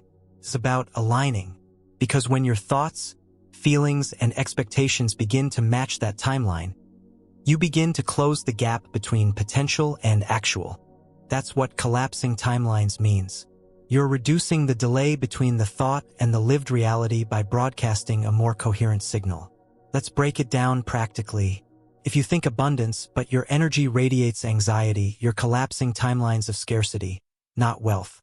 If you think, I am love, but your actions prove you expect abandonment, you're syncing with timelines that match rejection. So the real work, coherence, matching your thoughts with your emotional tone, your rituals, your visualizations, and your identity. You can't broadcast two signals and expect a clear response. You must live in the frequency of the desired timeline now. Not just mentally, but emotionally and behaviorally. Because once your entire system syncs with that version of reality, the universe responds not by reward, but by reflection. And the reflection becomes rapid. Time begins to compress. Synchronicities appear. Doors open that logic can't explain. Because you're no longer wishing. You're broadcasting with clarity. You've stopped sending mixed signals. You've become a conscious participant in collapsing reality into form. Next, we will confront what blocks that collapse more than anything else, the emotion of desperation, and why it causes the signal to distort, scramble, and repel the very timelines you're trying to reach. You've learned how thoughts collapse timelines, how your assumptions, when backed by emotion and identity, call one version of reality forward while others fade away. But there's an emotional frequency that scrambles that entire process. It doesn't just weaken the signal. It repels the very future you're trying to create. That frequency is desperation. At first glance, desperation looks like desire turned up high. You want it so badly. You obsess. You affirm. You check the mirror of reality every day to see if it's arrived. But underneath desperation, there's a subtle but destructive signal. It's not here. That's the real message. It's not your words. It's your emotional tone. And the universe? It's responding to the tone beneath the request. Desperation carries a frequency of lack, not presence. It says, I need this because I am not enough without it. I'll be complete when it happens. Until this shows up, I cannot feel whole. That frequency scrambles your alignment. It moves you out of receptivity, because need implies absence. And the field responds not to what you want, but to what your system believes is true now. If your emotional core is radiating lack, you collapse timelines that reflect that. So the more you chase, the more you push it away. Not because the universe is cruel, because the signal you're sending says not yet, not enough, not now. This is where most people get stuck. They affirm abundance, but carry the emotional weight of fear. They visualize love, but vibrate with anxiety. They journal goals, but check the clock every hour for proof. That urgency is a countersignal, and the subconscious hears it loud and clear. Now let's be precise. Desire is not the problem. Attachment to outcome is. When you believe that your future depends on one outcome, one person, one moment, you lock yourself into rigidity. You disconnect from trust. You stop receiving and start clenching. And energy cannot flow to a clenched system. So how do you shift this? You move from need to knowing. You stop asking, when will it happen? And start rehearsing the energy of, it's already mine. You begin to feel wholeness before the outcome. You stop measuring reality for signs and start being the signal itself. Because when you radiate confidence in the inevitability of your timeline, desperation disappears. Not because the desire is gone, but because the fear is gone. That's when timelines collapse quickly. That's when miracles feel normal. Because your subconscious has stopped reacting from absence and started broadcasting from embodiment. You're not asking anymore. You're confirming. That confirmation becomes a field. That field becomes magnetism. And magnetism works faster than logic. So today, ask yourself, is your signal calm or contracted? Is your energy soft or strained? Are you becoming what you want or begging for what you lack? Shift out of asking. Shift into alignment, because the universe responds faster to certainty than it does to force. Next, we will uncover the emotional viruses hiding behind desperation, guilt, shame, and regret, and how they quietly sabotage your signal while disguising themselves as humility or realism. You now know that desperation blocks the signal. Not because wanting something is wrong, but because broadcasting lack creates friction. But desperation rarely shows up alone. It has partners. 3 of the most potent emotional saboteurs of manifestation are often overlooked. Not because they're subtle, but because they've been disguised as normal, as responsible, as mature. Those 3 are guilt, shame, and regret. Let's start with a hard truth. These emotions do more than lower your frequency. They distort your self-concept. And when your self-concept is warped, your subconscious stops aligning with your goals and starts protecting you from them. You can't attract abundance while feeling guilty for having more than others. You can't align with love while secretly believing you don't deserve forgiveness. You can't manifest expansion if your nervous system is looping on past failures. Let's break them down. Guilt. Guilt is the emotion of I did something wrong. It creates internal punishment loops. Even when things go right, guilt tells you you're not allowed to enjoy them. Even when peace arrives, guilt whispers, you don't deserve this yet. And so what does the subconscious do? It sabotages. It creates just enough resistance to bring you back to a level of struggle that feels emotionally justified. Guilt doesn't let you hold the good things. It makes them heavy. You'll unconsciously overgive, undercharge, stay too long, apologize for existing. All because your subconscious is enforcing a punishment cycle. Shame. Shame goes deeper. It says, I am wrong. Not I did wrong. I am. This is identity-based distortion. Shame becomes a filter for everything. You'll interpret love as pity. You'll interpret kindness as manipulation. You'll interpret opportunity as a setup. Shame makes you flinch at the thought of being seen, known, or celebrated. It convinces your subconscious that shrinking is safer. And the universe? It matches the shrink. Because your signal says, don't notice me. Don't reward me. I'm not ready. Shame keeps you hidden while you beg to be found. And unless it's interrupted, it overrides all affirmation. Regret. Regret is a mental loop that anchors your emotional body to the past. It says, if I had only, and keeps you living in a reality that no longer exists. It drains your creative power, because the universe responds to now. Not the version of you 5 years ago, not the version who made a mistake. But if your subconscious is emotionally locked into a decision you can't undo, you'll keep collapsing timelines that feel like penance. Regret becomes a tether. It holds you back while your future waits. So here's what these 3 emotions all share. They broadcast unworthiness. Not directly, not loudly, but energetically. And that energetic distortion tells the universe, keep the best stuff away. I haven't paid for my past yet. That's the unspoken contract most people are living. They think they need to struggle to earn the right to feel good. They think they need to atone endlessly to be allowed ease.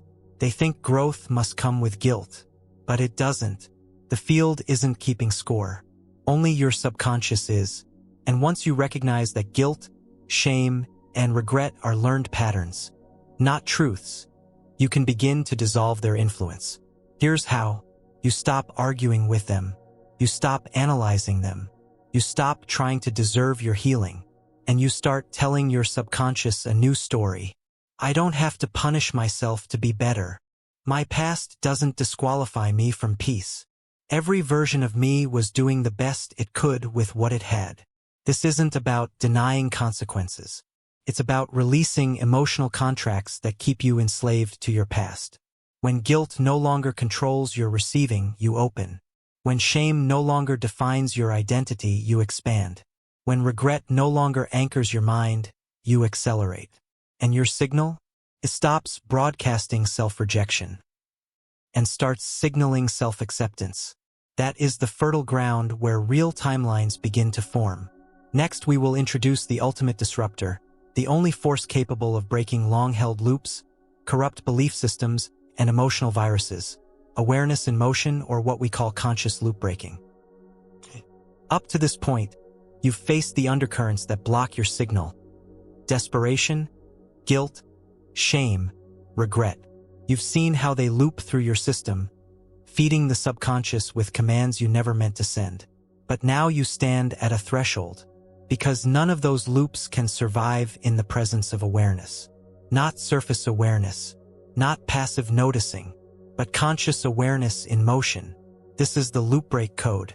The moment you witness the loop while it's running and choose something new, you're doing more than reacting differently. You're rewiring the path. You're instructing your subconscious. This story no longer runs the show. Let's clarify what this really means. Most people believe change happens through willpower, but the subconscious doesn't respect force. It respects consistency and pattern. And when you respond differently to an old trigger, not once but repeatedly, you're laying down a new neural path. You're forming a new emotional groove. That's loop breaking. It's not glamorous. It's not instant. It's subtle. And it's sacred. Let's make it real. You normally wake up feeling dread. That's the loop. You check your phone. Compare your life. Shrink into a pattern of defeat. Today you feel the dread, but you stop.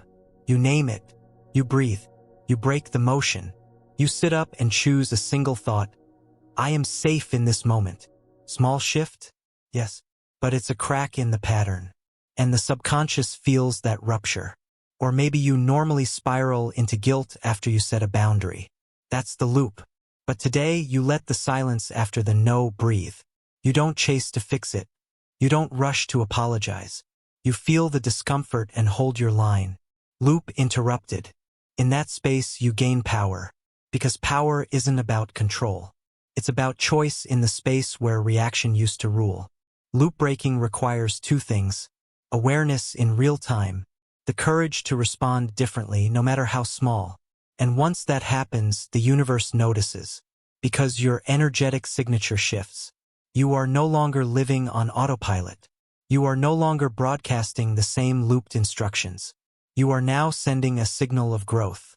And growth creates interference. Not negative interference, disruptive clarity. You'll notice people react differently. Old patterns collapse quickly. What used to feel impossible starts showing up in fragments.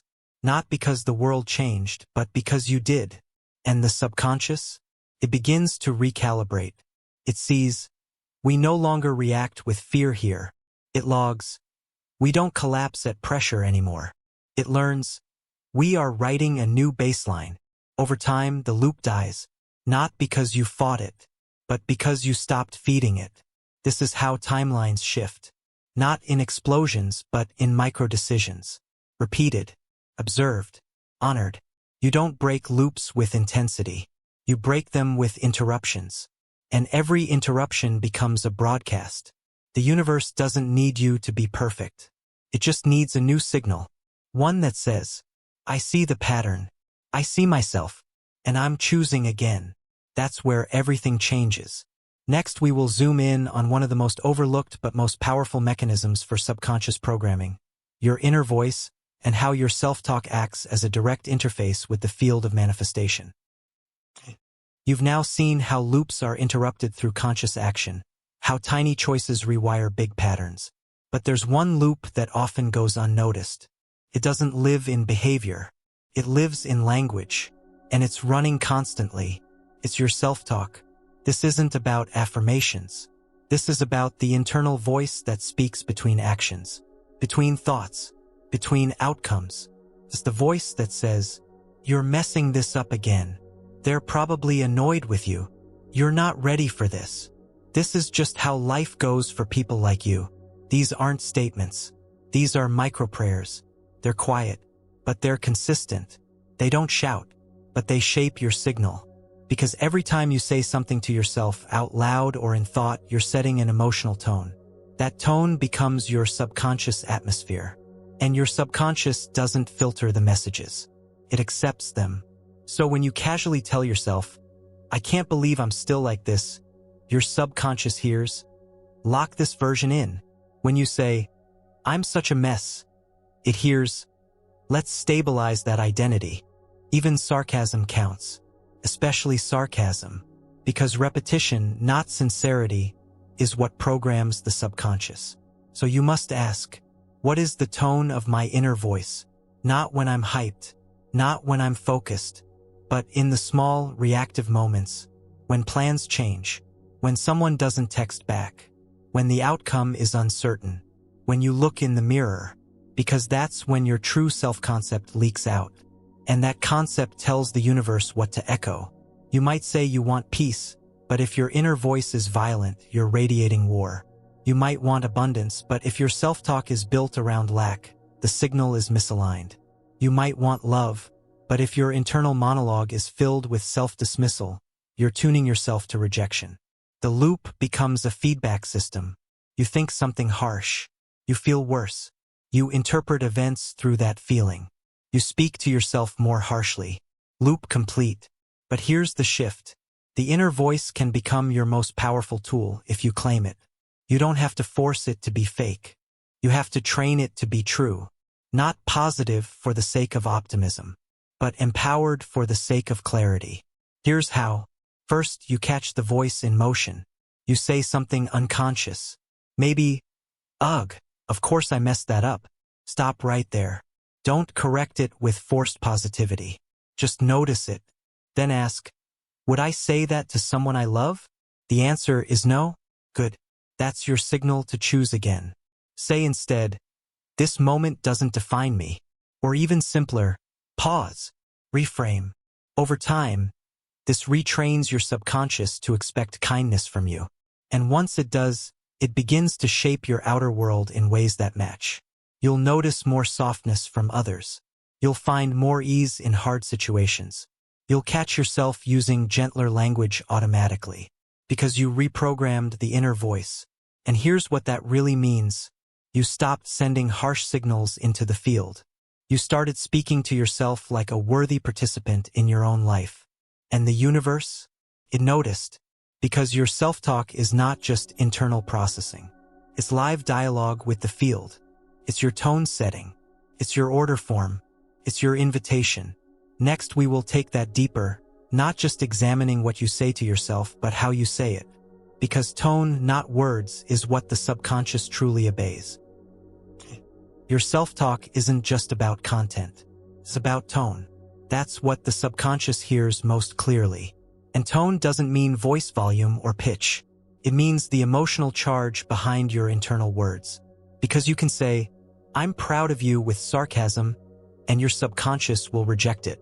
You can say, "Everything will be fine," while your nervous system is vibrating with panic, and your subconscious will ignore it. Words are surface. Tone is signal. And in the realm of subconscious reprogramming, tone overrides everything.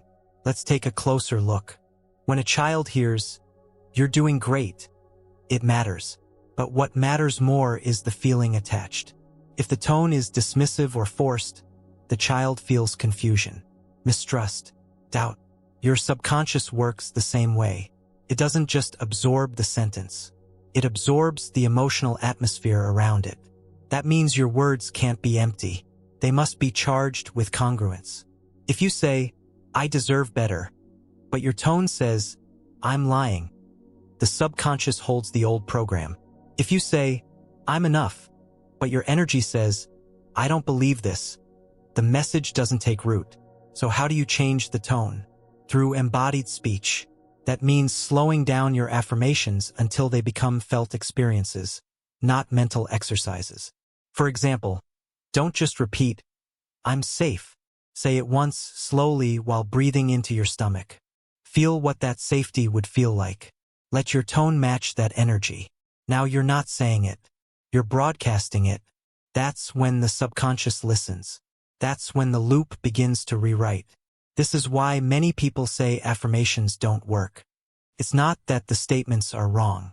It's that their tone is in conflict with the message. If you repeat, "I attract ease," with a clenched jaw, tensed body, and hurried voice, your subconscious hears urgency, not ease. So start paying attention to the frequency behind your words. Are they filled with trust? Are they steady and grounded? Or are they frantic and forced? Tone is a mirror of belief. You can't fake it long-term, but you can train it. Here's how. 1. Speak slower than usual. Slowing your pace calms the nervous system. When the body is calm, your subconscious assumes you're in control. 2. Breathe before and after speaking internally. Your breath sets the tone. A deep, grounded inhale tells your system, "We're safe. This message is true." 3. Feel the sentence in your body. Where does the message land? If it feels hollow, adjust. Change the phrasing until it clicks inside you. For example, if "I am powerful" doesn't resonate, try "I'm remembering my strength." Language must land, not just sound good. 4. Rehearse tone like an actor rehearses lines. Say the same statement in different emotional tones until one feels congruent, confident, authentic. Because once your tone matches your message, your subconscious will stop rejecting it. It will start reinforcing it. It will start seeking evidence to prove it true. And once that happens, your outer world aligns. Because now, your inner voice is sending clear instructions. No static, no contradiction, just coherence. That coherence becomes momentum. Your signal sharpens. Your actions feel more natural. And the field begins to echo back a reality that finally feels like you. Next, we will turn toward one of the most powerful energetic upgrades you can make. And it's free, fast, and massively effective when used right. Gratitude, but not the way you've been taught. You've now refined your internal tone. You've seen how your self-talk, when congruent and emotionally honest, becomes a direct instruction to the field. But there's an even more powerful tuner. A signal amplifier so strong it can override old loops, collapse timelines, and shift your vibrational baseline almost instantly. That amplifier is gratitude. Not the kind you fake. Not the polite kind. Not the write down 3 things you're grateful for and check the box kind. We're talking about full spectrum, cellular level, emotionally felt gratitude. The kind that shifts your chemistry. The kind that cracks open your nervous system. The kind that doesn't ask for more, but feels as if it's already arrived. That's the key. Gratitude isn't about appreciating what happened. It's about embodying the feeling of wholeness before anything changes. That's what makes it so powerful. Because your subconscious doesn't know the difference between a real experience and an imagined one, if the emotion is vivid enough. So when you enter a state of real gratitude, your body begins to produce the same chemistry it would produce if the desired outcome already happened. You feel relief. You feel completion. You feel alignment. That state changes your frequency, and your frequency changes your field.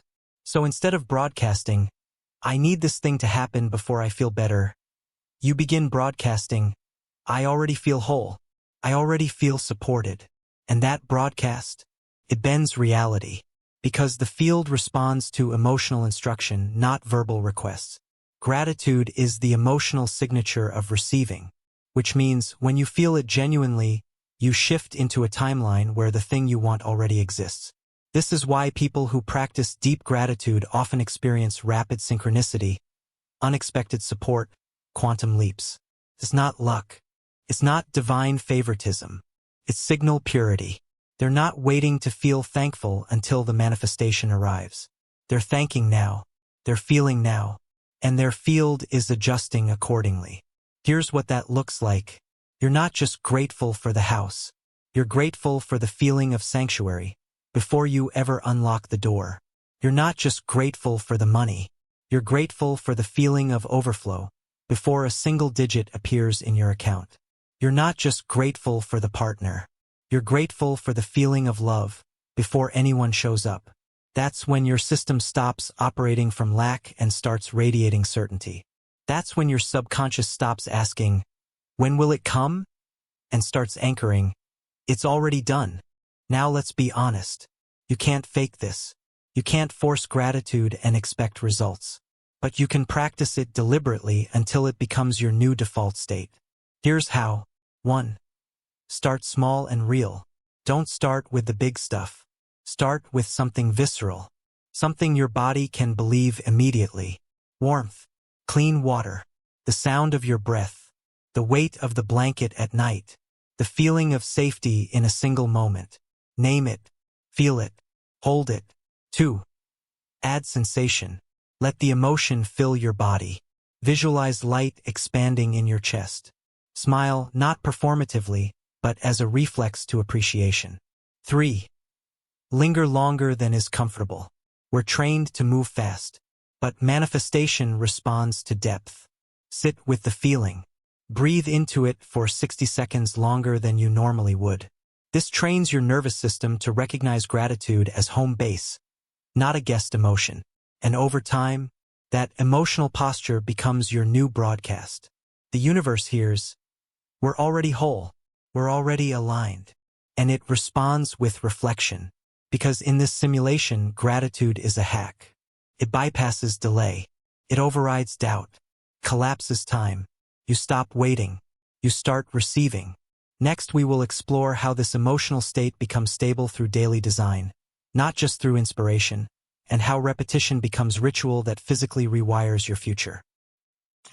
You've now felt the impact of true gratitude, the emotional gateway to accelerated manifestation.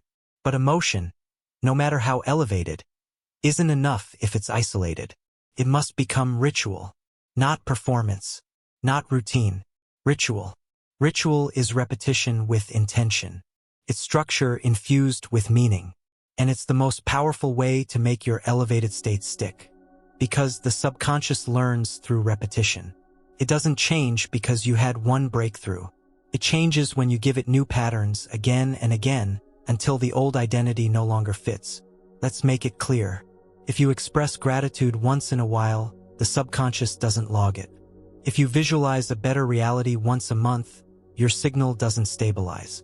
If you breathe deeply only during meditation, your nervous system doesn't rewire.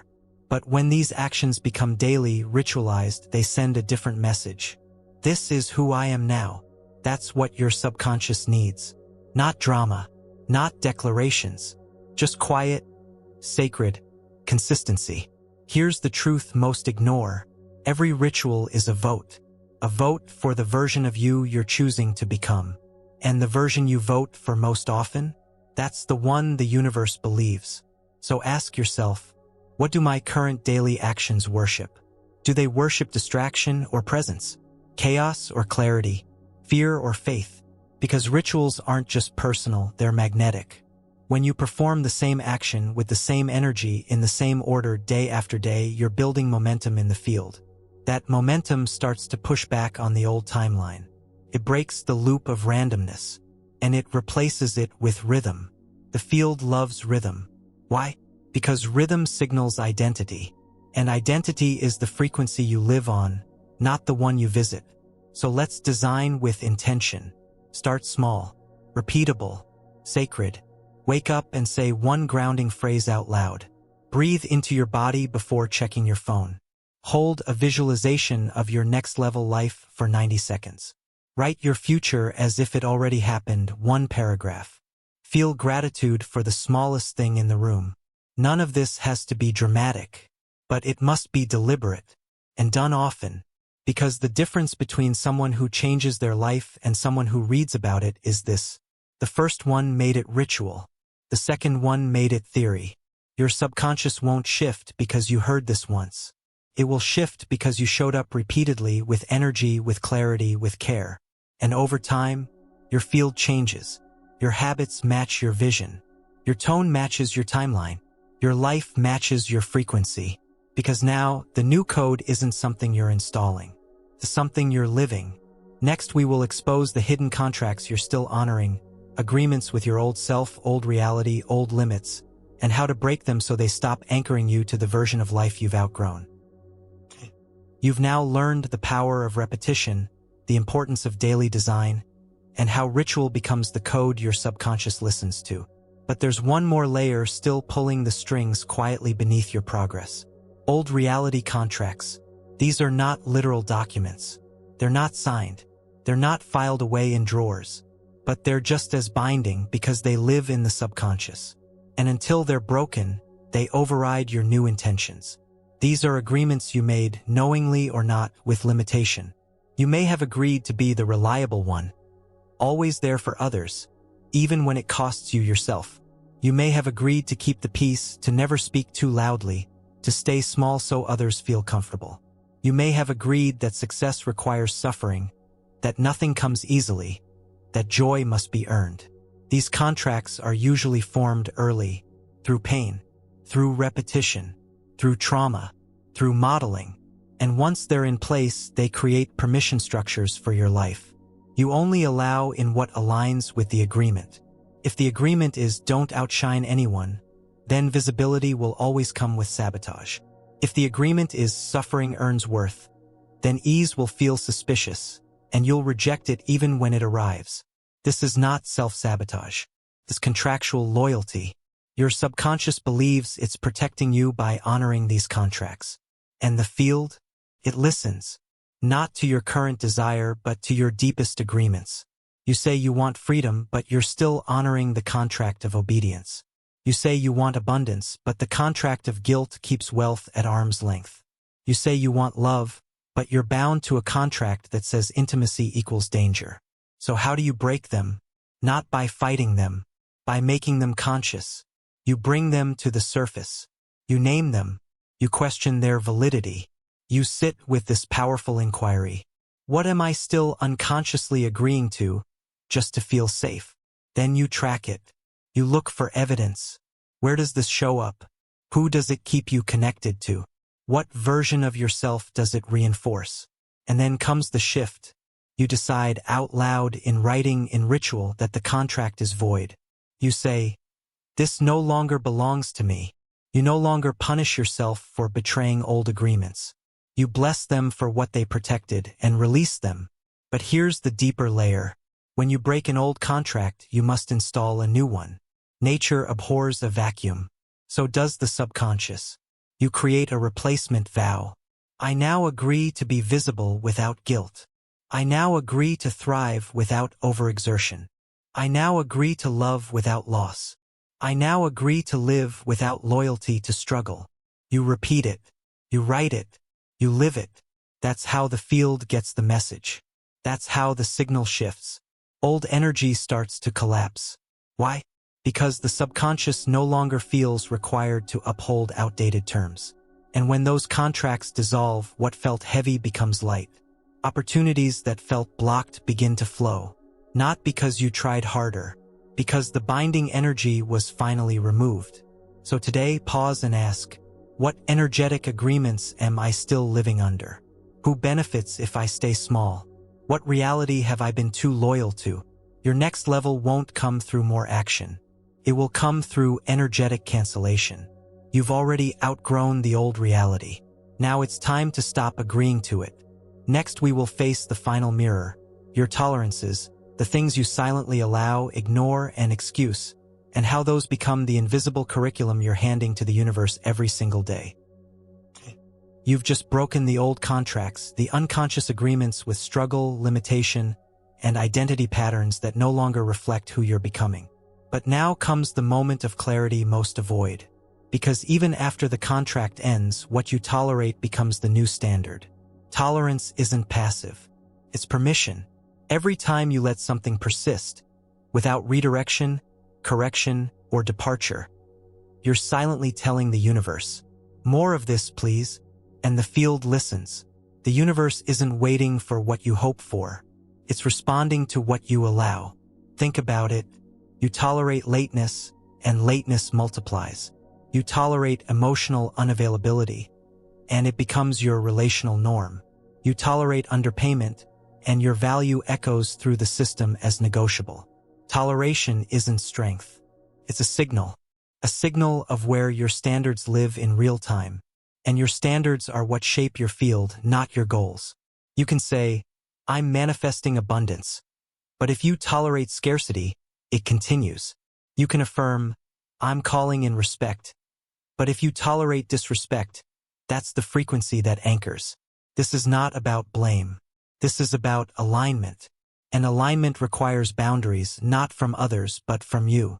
So here's the core question. What have I normalized that is out of sync with my future? That's where you look first. Because those tolerances are leaks in your energy. They dilute your signal. They confuse the field. They broadcast contradiction. The universe sees what you keep touching, what you keep entertaining, and assumes you want more of it. So now the responsibility becomes sacred. You must raise your minimums. Not someday. Not emotionally. Practically. Start with your environment. Is your space aligned with the version of you who feels powerful? Or are you tolerating clutter, disorder, stagnation? Then your conversations. Do your words affirm expansion? Or excuse repetition? Are you speaking from vision or from victimhood? Then your relationships. Who drains you? Who respects your becoming? Who do you make excuses for, even though their energy contradicts your direction? Now your schedule. Are you spending time on what nourishes you? Or are you tolerating distraction, delay, depletion? Because all of these are teachers, and the field learns fast. It doesn't just listen to your rituals. It watches your tolerances, the silent curriculum, the invisible script, the daily permission slip you give reality. Here's the shift. You stop begging for better, and you start revoking permission for what no longer fits. That's power. Because the moment you say, this is no longer acceptable, the universe reconfigures.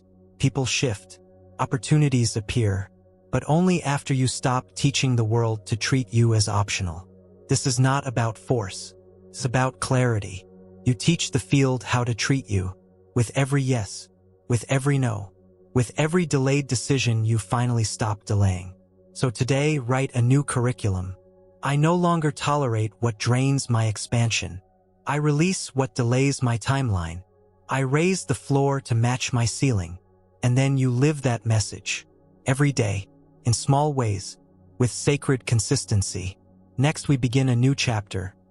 Programming reality on purpose. Now that the clutter is cleared, the contracts are broken, and the signal is clean. You've cleared the static. You've broken the contracts. You've stopped tolerating what doesn't align. Now you stand at the edge of real power. Not the kind that forces or manipulates, the kind that speaks. Because your words, yes, the ones you use casually, daily, unconsciously, are not neutral. They are spells. This is not poetic. This is mechanical. Words shape emotion. Emotion shapes belief. Belief instructs the subconscious. The subconscious broadcasts the signal. And the field responds. Every sentence you speak is a small frequency transmission. And when those transmissions are repeated, especially with emotional charge, they become commands. Commands to your body. Commands to your nervous system. Commands to your identity. Commands to the field. Yet most people use language like a weapon against themselves. They say, I'm such an idiot. Nothing ever works out. This always happens to me. I'm just not good at that. They laugh it off. They call it just being real.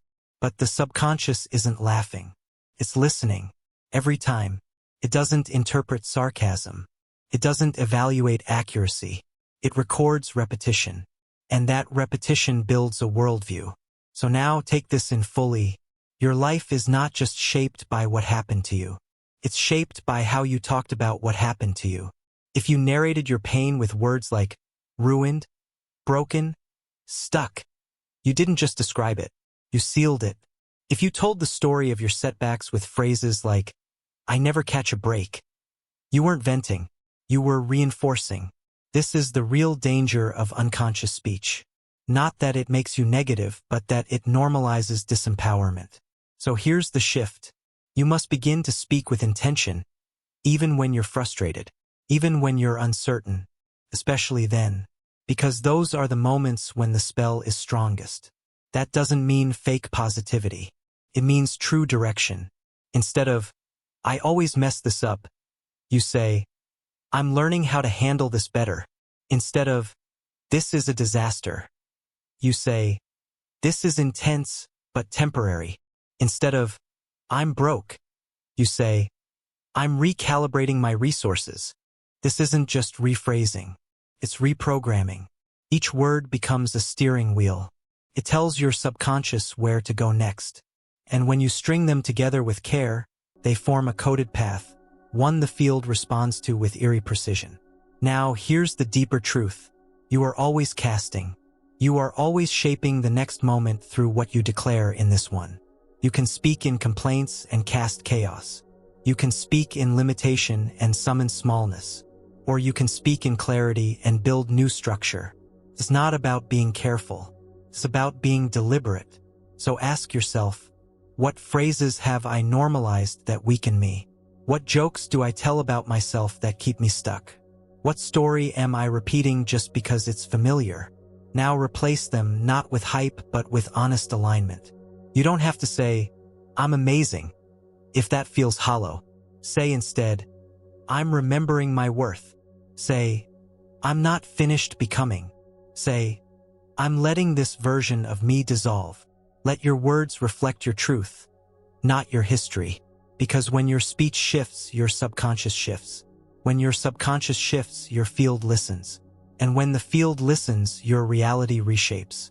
Next, we will go even further into the truth that your subconscious doesn't even speak in words. And how learning its actual language allows you to bypass confusion and speak directly to the core. You now speak with intention.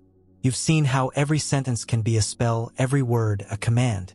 But now comes the twist most people never understand. Your subconscious doesn't speak English, or any spoken language for that matter. It doesn't process sentences the way your conscious mind does. It doesn't analyze grammar, logic, or structure. It listens in symbols. It stores meaning in emotion. Codes experience through imagery. That means if you want to reprogram your subconscious, You must speak to it in its native tongue.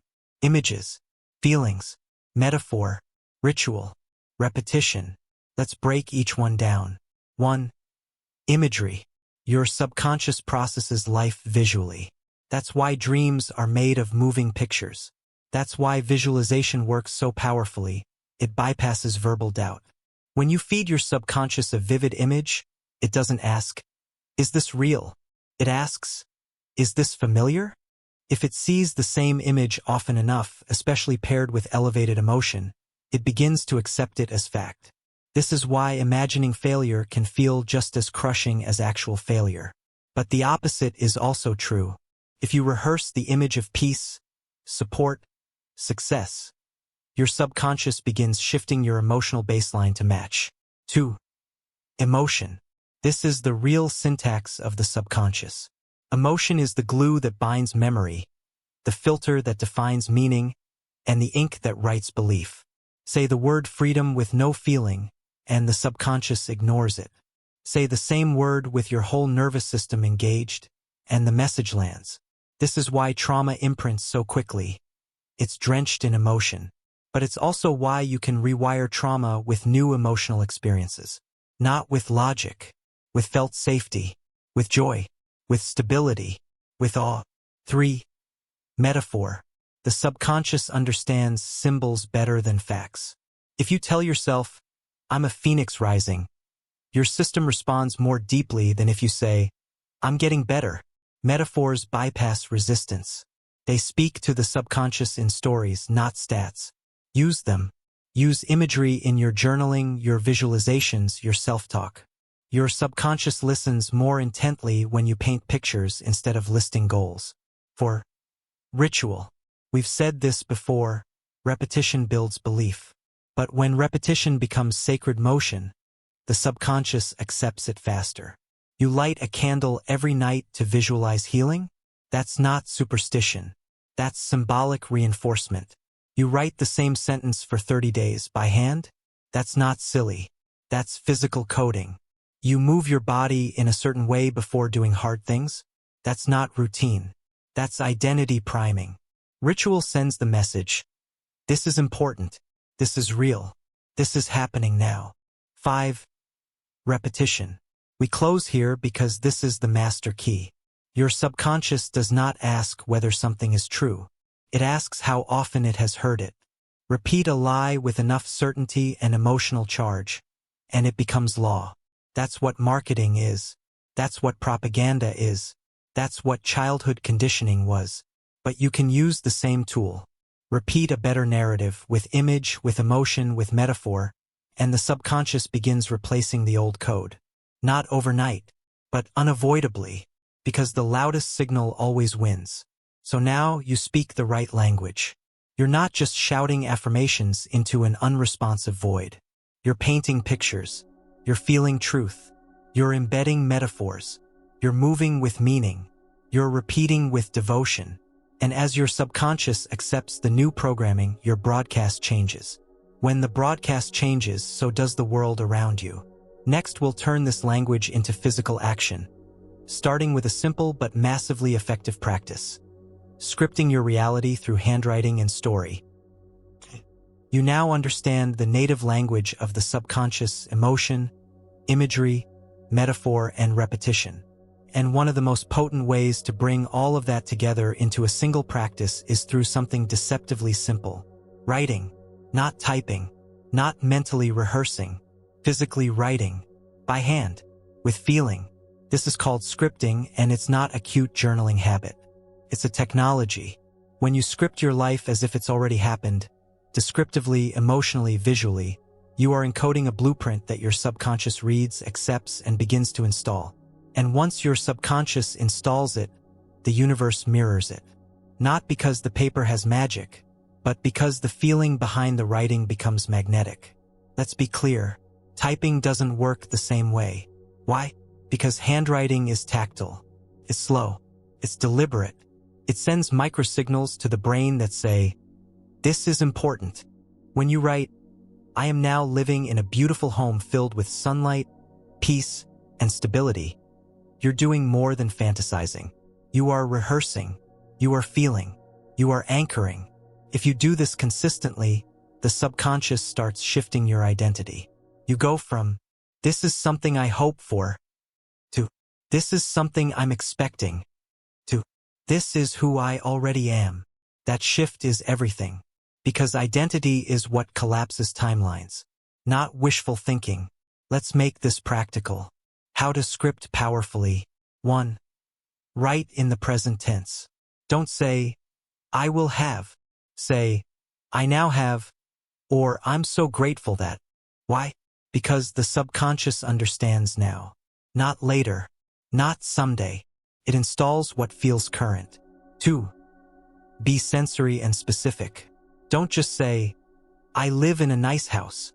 Say, "I walk barefoot across warm hardwood floors while the sun pours in from the south-facing windows." Paint it. Feel it. Don't just list outcomes. Immerse in the scene. 3. Engage emotion. The universe responds to emotional electricity. Write not just what you see, but what you feel. Pride, relief, joy, expansion, calm. That emotional flavor is what imprints the signal. 4. Repeat often. Don't wait until the full moon or when you feel like it. Scripting is most effective when it's routine. Even 5 minutes a day builds massive signal strength over time. 5. Read it back aloud. Speak it slowly, with tone, with feeling. Let your nervous system register the new reality. This activates the verbal, visual, and emotional centers all at once. Now you're not just wishing, you're installing. Here's what happens after consistent scripting. Coincidences multiply. You speak with more clarity. You say no faster to things that don't align. You recognize when an opportunity is connected to the script. You become more intuitive because your subconscious is now scanning for what matches the image. But here's the nuance. Scripting isn't about forcing a specific thing to show up. It's about aligning your identity and signal so that you naturally attract and recognize what already matches the new version of you. When you write your life from the end, you stop begging reality to deliver. You start acting, moving, and receiving from a higher timeline. Next, we take the scripting into the realm of the physical by turning your own reflection into a subconscious signal amplifier using a strange but powerful technique called the mirror trick. You've written it down. You've begun rehearsing your future with emotion, imagery, and tone. Now let's supercharge that internal script using a tool most people use only for grooming and criticism. The mirror. Yes, the simple, reflective surface in your bathroom is one of the most potent subconscious reprogramming devices in your reality. Here's why. Your subconscious is deeply responsive to visual repetition combined with emotion, especially when the image in question is you. When you look into a mirror and speak words of identity, belief, and power, your subconscious doesn't just hear it. It sees it. And that visual-emotional pairing creates a neurological feedback loop. It starts to believe, "Oh, this is real. This is who we are now." But here's the catch. Most people use mirrors for reinforcing old programs. You look in the mirror and say, "Ugh, I look exhausted. I hate this part of me. I don't like what I see." That becomes a ritual too. One that tells your subconscious, "Let's keep reinforcing this identity." And so you do. But when you flip it intentionally, you can install a new self-image faster than through thinking alone. Because when you speak to yourself in the mirror, you're not just talking to the conscious mind. You're performing a ritual of embodiment. Let's break down how to do this with power. The mirror trick formula. 1. Look directly into your eyes. This sounds simple, but it's one of the hardest steps. Most people glance, not gaze. The eyes are the access point to the deeper self. Hold the gaze for 10 to 15 seconds before speaking. Let the connection settle. 2. Speak as the version of you that already exists in the desired timeline. Don't say, "I will be confident." Say, "I am grounded. I am certain. I am steady." Speak in tone, not just content. Let the words land. 3. Pause and observe. After speaking, don't rush away. Breathe. Let your system feel what was just said. Discomfort will come up. Resistance will rise. That's normal. That's the old code being interrupted. 4. Repeat until the tone shifts. Say it again and again until your voice shifts. Not louder, not stronger, just truer. You'll feel when it clicks. This is not vanity. This is programming through reflection. The mirror creates physical feedback. It doesn't just process your intention, it shows it back to you in real time. And that visual reinforcement anchors the new belief. Here's what you might say: you are safe now. You are allowed to win. You don't have to earn worth. You are not who you were. This version of you is now active. Keep it simple. Keep it emotional. Keep it consistent. Even 2 to 3 minutes daily of focused mirror work begins to shift your posture, your self-perception, your tone. It's not about hype. It's about truth. The mirror doesn't lie, so you must bring truth to it. And over time, you'll see the gaze change. You'll see the confidence in your own face. You'll feel less like you're pretending and more like you're remembering. That's when reality starts syncing up. Because when your subconscious sees the same reflection paired with new language, new tone, and new presence, it assumes, this is real now. And the universe? It follows your lead. Next we step into the body itself, your most overlooked signal amplifier, and how posture, movement, and somatic cues are silently telling the universe who you believe you are. You've begun to script with clarity. You've spoken new truths into the mirror. You're using your own reflection as a reinforcement device. But there's one more place your subconscious is always listening from, quietly, constantly, and with more authority than you might imagine. Your body, not your words, not your dreams, your physical posture, your movement patterns, your somatic tone. You see, your subconscious isn't just in your brain. It's stored in your muscles, in your breath, in your gestures, in your tension. The way you hold yourself is not just about biomechanics. It's identity reinforcement. If you slouch every time you're uncertain, your subconscious learns. We shrink under pressure. If you avoid eye contact, your system registers, we aren't safe to be seen. If you move quickly to please, accommodate, and apologize physically, you are teaching the subconscious. Our value is tied to approval. These small cues don't seem like much, but they are silent broadcasts. They carry more weight than your words, because they are lived. They are automatic. They are deeply encoded. Your subconscious believes them more than your affirmations. So if you say, I'm confident, but your body says, I'm small, hesitant, apologetic, guess which message your subconscious accepts? Exactly. That's why body language matters, not for charisma or persuasion, but for reprogramming. You don't become powerful by thinking differently alone. You must move differently. You must install the new identity into your posture, your walk, your eye contact, your stillness. Here's how to begin. 1. Scan your default posture. Pay attention in neutral moments, waiting in line, checking your phone, walking to your car. Are your shoulders forward? Is your neck tense? Is your spine compressed?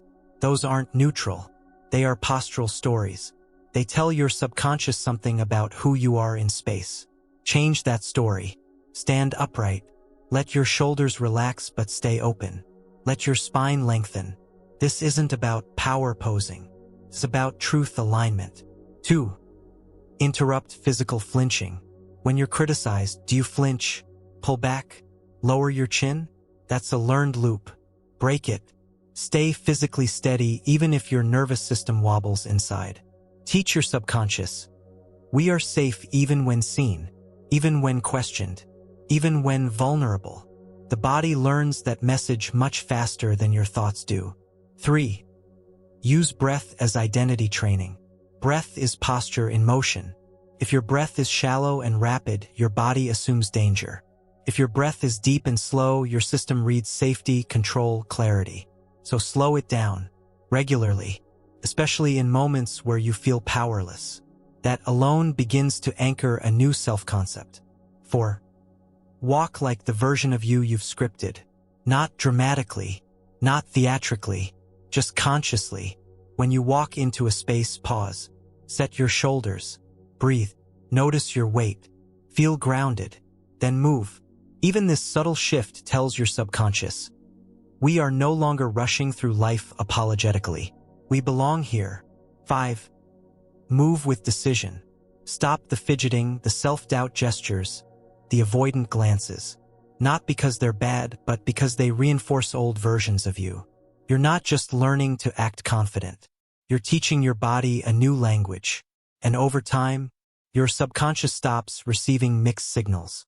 Stops hearing, I'm powerful with the energy of hesitation. I'm ready with the posture of retreat. I'm enough with the shoulders of collapse. And instead, it begins to match message with motion. That's where alignment lives.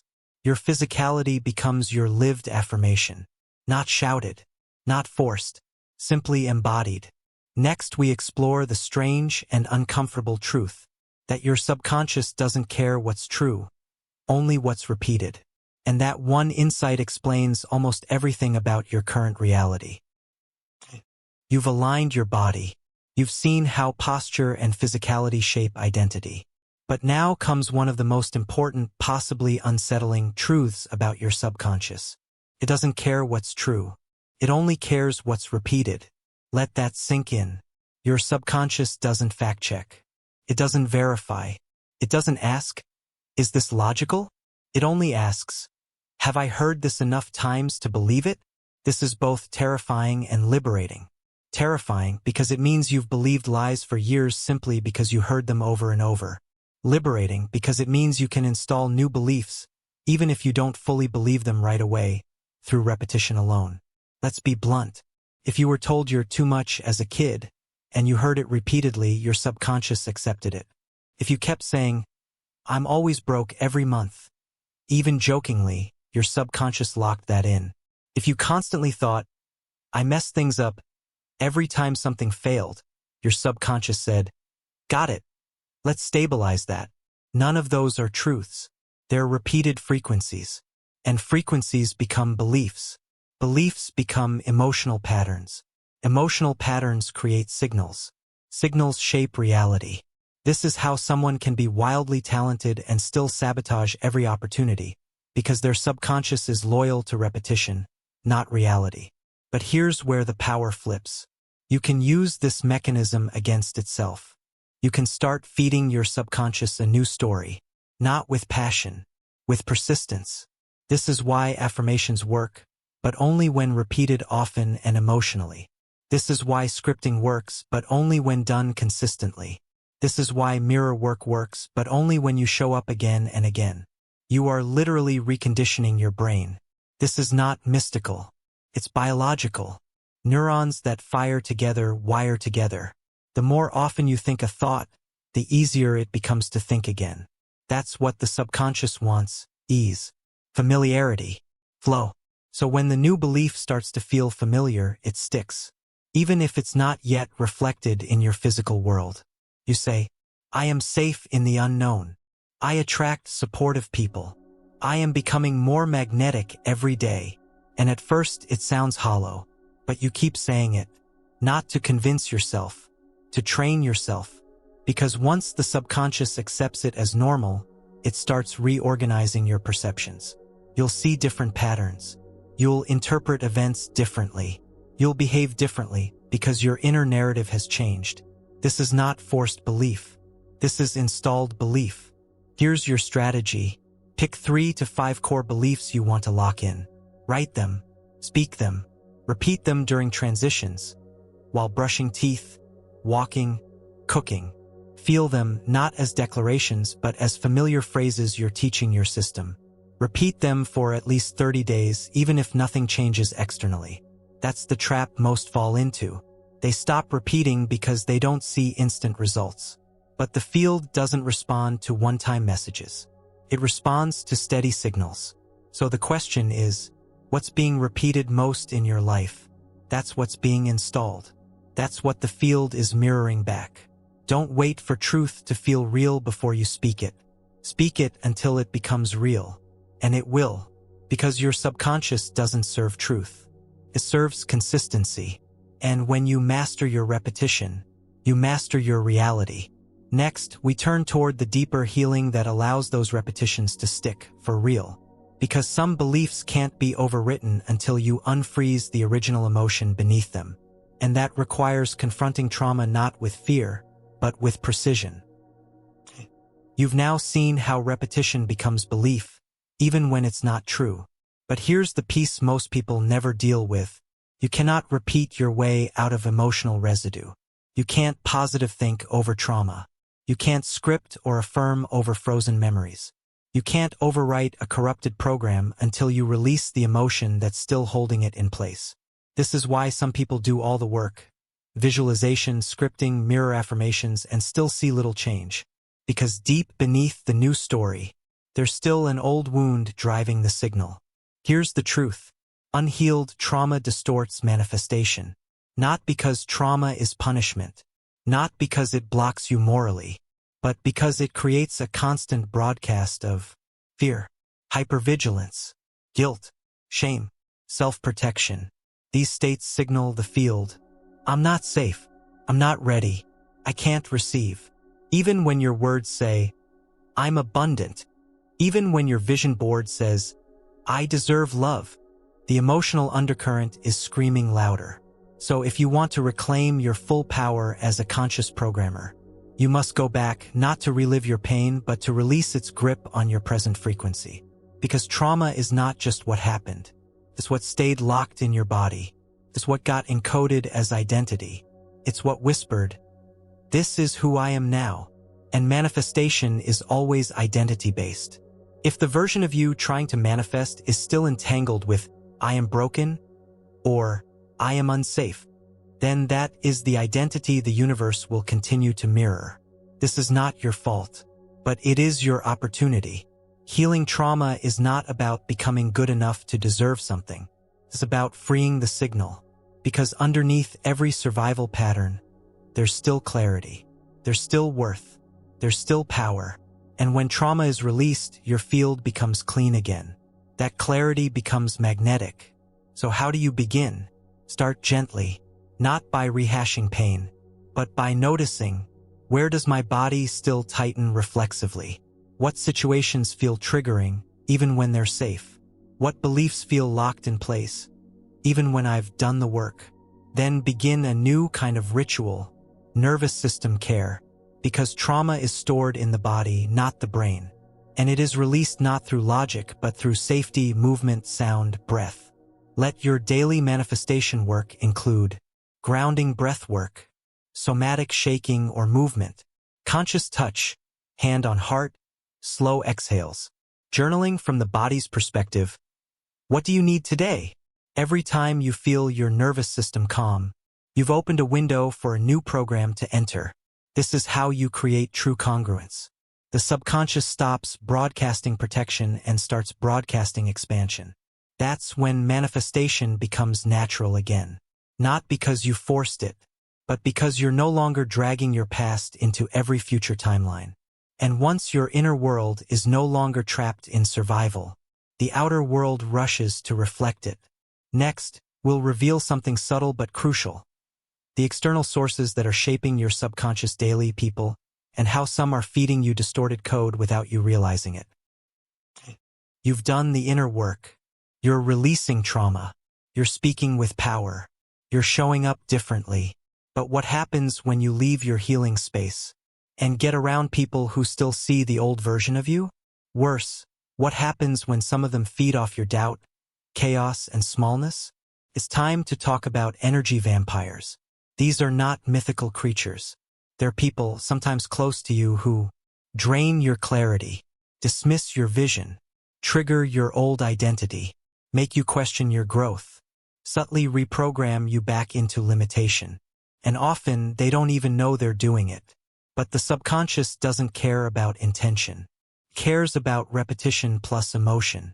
And if you are repeatedly exposed to people who challenge your worth, mock your direction, or constantly bring chaos into your field, then your subconscious starts to bend, slowly but surely, toward their signal. You find yourself holding back your ideas, dimming your tone, second-guessing your path, feeling exhausted after interactions, forgetting your progress. That's not just annoyance. That's your subconscious being reconditioned. Because the people in your environment act like mirrors and amplifiers. If their frequency is survival, fear, sarcasm, or drama, and yours is peace, expansion, or purpose, then guess who will feel disoriented? You, unless you reclaim control. Let's clarify. Not everyone who challenges you is an energy vampire.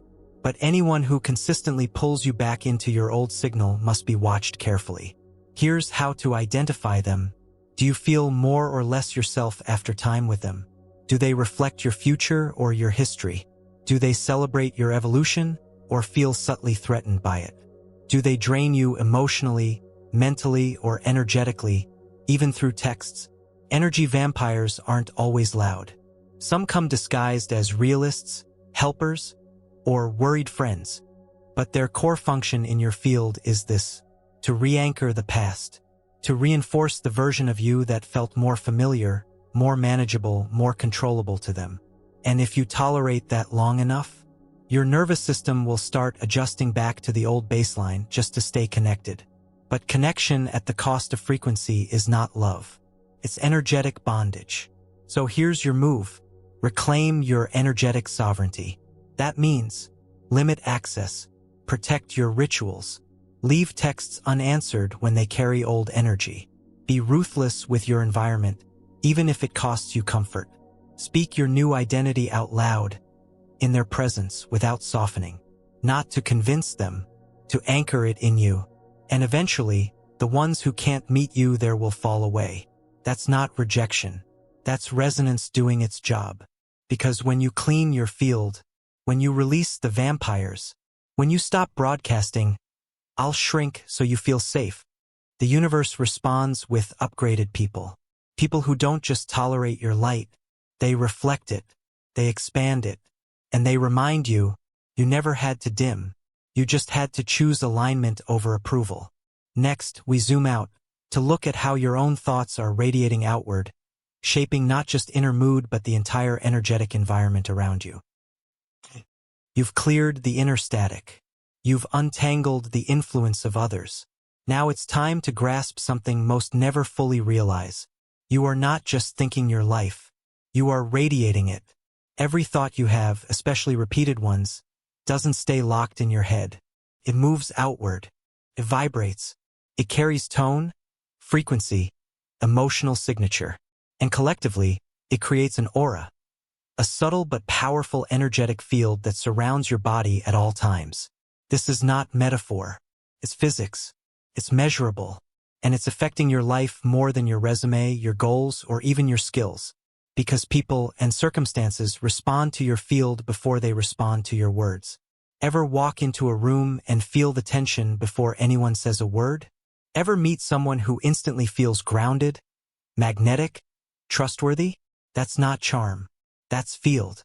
It's the unseen pattern of thought plus emotion plus belief that extends from every human being and either repels or attracts with precision. So here's the wake-up call. Your field is always transmitting.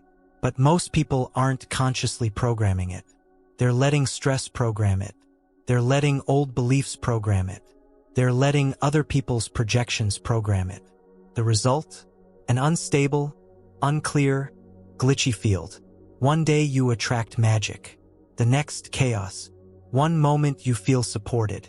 The next, blocked. Why? Because the signal keeps changing. So the first step is to stabilize your field. And to do that, you need to observe what you're thinking and feeling most consistently. Ask yourself, what emotional tone do I live in most days? What loop of thought plays in the background? What's the general flavor of my self-perception? Now consider this. If you're thinking not enough thoughts, even subtly, your field starts pulsing scarcity. If you're living in what if it goes wrong energy, your field starts broadcasting insecurity. If you're looping on I can't trust people, your field becomes self-protective and closed. And the world, it mirrors back the very data you've encoded into your frequency. But here's the good news. The field is editable. You don't need years of therapy to begin shifting it. You just need consistency in a new signal. Here's how you do that. 1. Thought calibration. Every time you catch a repeated disempowering thought, don't argue with it. Just interrupt it. Replace it with something simple, neutral, believable, from "I always mess things up" to "I'm improving every day." From "No one supports me" to "I'm calling in aligned support." From "Life is hard" to "I'm learning how to move with more ease." These small upgrades begin to repattern your field. 2. Emotional priming. Before any key moment, an interview, a meeting, a conversation, don't rehearse what could go wrong. Prime the field. Close your eyes. Imagine your entire body surrounded by a glow. Assign it a color. Let it expand. Feel yourself becoming magnetic, calm, grounded. This isn't woo. This is energetic alignment through emotional command. The more you do this, the more people will start to say things like, "You feel different. Something about your energy is calmer. I don't know why, but I feel safe around you." That's not coincidence. That's a stabilized field. 3. Morning reset. Every morning before doing anything else, breathe deeply. Place your attention just outside your skin. Feel your energy expanding 2 to 3 feet beyond you. Then infuse it with your desired tone for the day: peace, clarity, power, love. Hold that sensation for 60 seconds. That's your daily broadcast. That's the real first impression. Not what you wear, not what you say, but what you radiate. Remember this: before anyone listens to your words, they're already feeling your field. And the field is shaped by your dominant thoughts. So if you want a new response from life, start broadcasting on purpose. Next, we'll explore the physical environments shaping your subconscious just as powerfully. Your home, your room, your surroundings, and how every object around you is quietly coding your reality. You've now seen how your thoughts radiate energy, how they form the invisible field that others feel and reality mirrors. But there's another force shaping your subconscious every single day: your environment. Your surroundings are not neutral. They are constantly whispering messages into your subconscious, 24/7. The layout of your room, the items on your desk, the sounds in your space, the lighting, the colors, the clutter, all of it is programming. And if you haven't intentionally shaped your environment, then it's likely shaped around your old self, not the version of you you're becoming. Here's what most people miss. You can say all the affirmations you want, but if you go home to a space that whispers chaos, exhaustion, or "you're not important," your subconscious picks that up every time you walk through your door. Because the subconscious doesn't just respond to words. It responds to symbolic cues. That dusty shelf you've ignored for months? It says, "I don't finish things." That cluttered drawer you keep avoiding? It says, "I'm overwhelmed." That broken lamp you haven't replaced? It says, "I don't deserve comfort." These aren't just objects. They are anchors holding your frequency in place. So if you want a radical upgrade in how your subconscious sees you, values you, and directs your reality, start with your space. Step 1. Audit the message. Walk into your main living space as if you're a stranger. Look around. Ask yourself, what identity lives here? What do the colors, furniture, and items communicate? Does this space reflect who I'm becoming or who I've been surviving as? You'll know instantly. Trust your emotional response. That's your subconscious reading the field. Step 2. Delete old codes. Get ruthless. Start removing items tied to painful memories, gifts from people you've outgrown, objects that represent delay, chaos, or shame. Anything broken or "one day I'll fix it." These items hold stagnant energy, and stagnant energy reinforces old patterns. Even if you haven't touched them in months, your subconscious sees them every day. They whisper, "Stay here. Don't change. Cut the cord. Make space for the new signal." Step 3. Install anchors of expansion. Now begin placing visual symbols of your future. A single clean candle to represent clarity. A framed word or phrase that encodes your new identity. Plants or fresh flowers to symbolize aliveness and growth. An intentional desk setup that honors your creativity. A physical journal or object tied to your scripting practice. These are not decorations.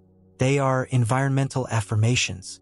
They tell your subconscious, this version of me is already real, already active. And when your subconscious accepts that, the field aligns, circumstances match, new energy flows in. You don't just think from your future self. You start living in their surroundings. Even if it's a small shift, like clearing one drawer, buying one new pillow, or lighting one candle each morning.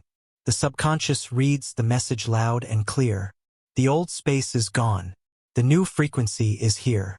Next, we'll explore the powerful realm of sound.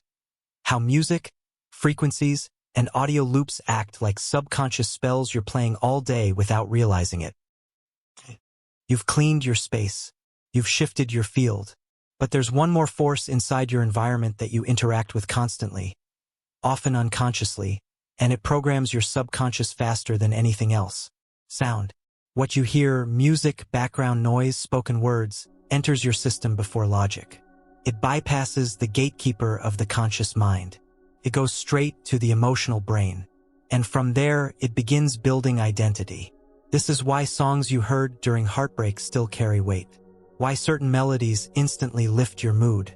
Why lyrics you barely notice start echoing in your self-talk. Because sound is direct subconscious input. And in many cases, it's acting like a looped spell you're playing without realizing it. Let's look closer. 1. Lyrics are verbal spells. The music industry runs on repetition. Hooks, choruses, replays, and your brain eats it up. But here's the problem. Many of the most repeated lyrics in popular music are programming lack, betrayal, suffering, and toxicity. You sing along to, I can't live without you. Love always hurts. I'm nothing without. Money doesn't bring happiness. I'm lost. I'm broken. I'm crazy.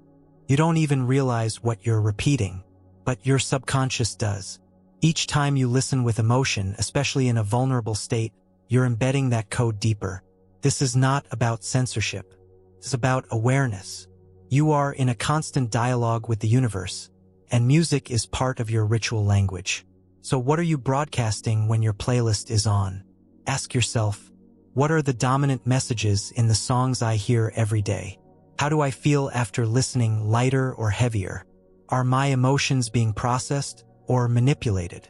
Because your soundscape is shaping your self-concept, and it can either align you with your future or drag you into a loop of nostalgia, pain, and delay. 2. Frequencies speak directly to the nervous system. Beyond lyrics, sound affects your vibration at a deeper level. Every frequency vibrates at a measurable hertz, and your brain responds differently to each range. For example, 528 Hz is associated with DNA repair and emotional release. 396 Hz is known to dissolve guilt and fear. 432 Hz promotes deep calm and heart coherence. Binaural beats between 4 to 8 Hz activate theta states, ideal for subconscious access. You don't need to be an expert to use these. Just start incorporating intentional frequencies into your day. Play 432 Hz while journaling. Listen to theta waves before bed. Use 528 Hz while scripting or visualizing. These sounds create an energetic container. They put your subconscious in a receptive state. They tell your system, it's safe to upgrade now. And over time, you begin anchoring expansion, not through words alone, but through vibration. 3. Your voice is a frequency device. Sound is not just what you listen to, it's also what you create. Your own voice is one of the most powerful tools you possess. When you speak, you vibrate. Your cells feel it. Your energy field responds. So the tone you speak with matters more than you think. Practice this. Say your affirmations or scripting entries out loud. But don't rush them. Don't read them robotically. Speak them like sacred declarations. Let each word carry tone, emotion, breath. This isn't performance. It's activation. Because your voice carries your truth. And when your truth is spoken with clarity, the field adjusts. It hears you. It reflects you. It returns what you emit.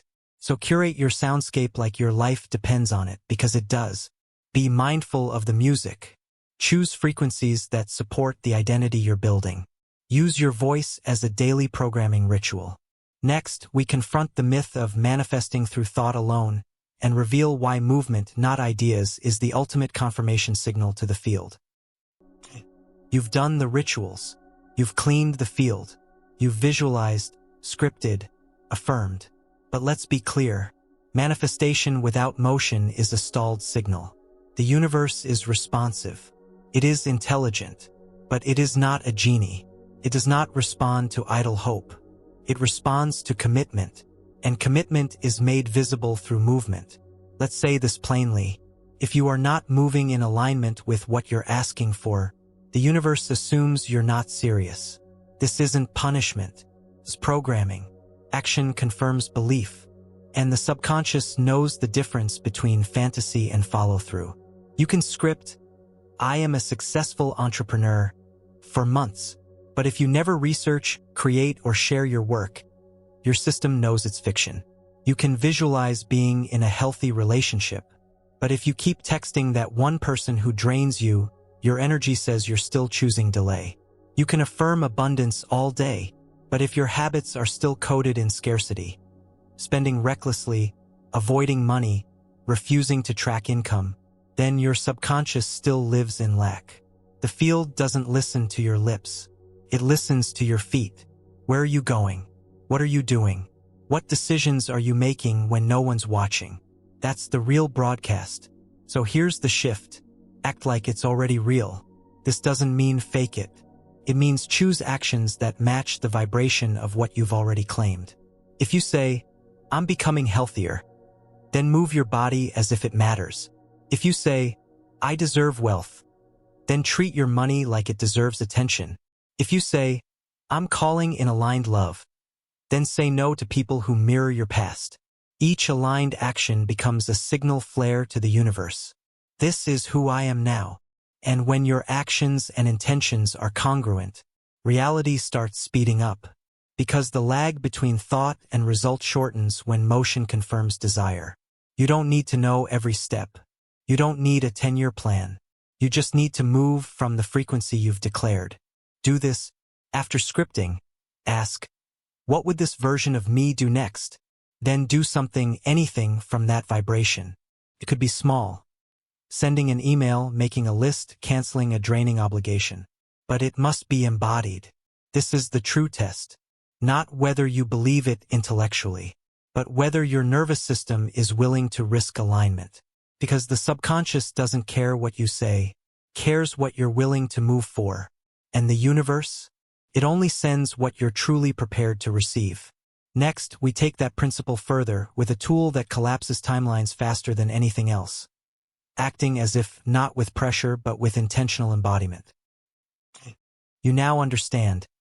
Thoughts direct, emotions fuel, and actions confirm. But there's one technique that blends all three into a single radical accelerator. Acting as if. This is not faking it. It's not pretending. It's not lying to yourself. It's embodying the vibration of the outcome before the outcome arrives.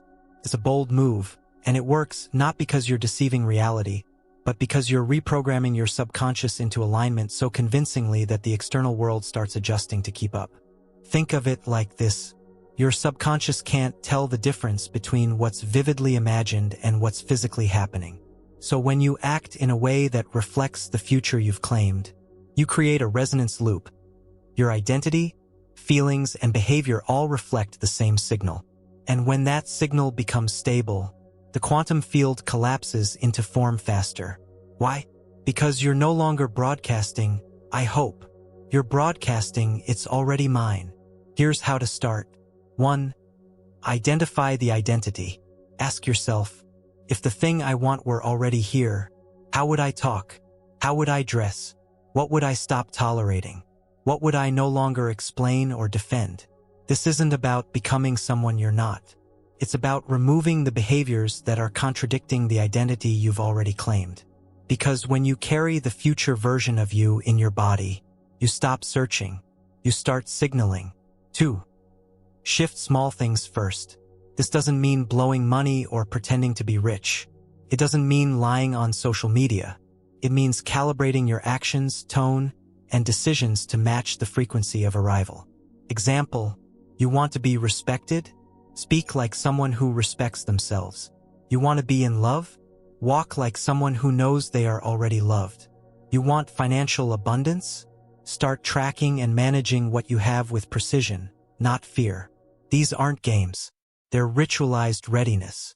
Each shift says, I'm already there. The outer world will catch up. And catch up it does. Because when your field stabilizes at a higher identity, reality must reorient to match. 3. Watch for lag but don't panic.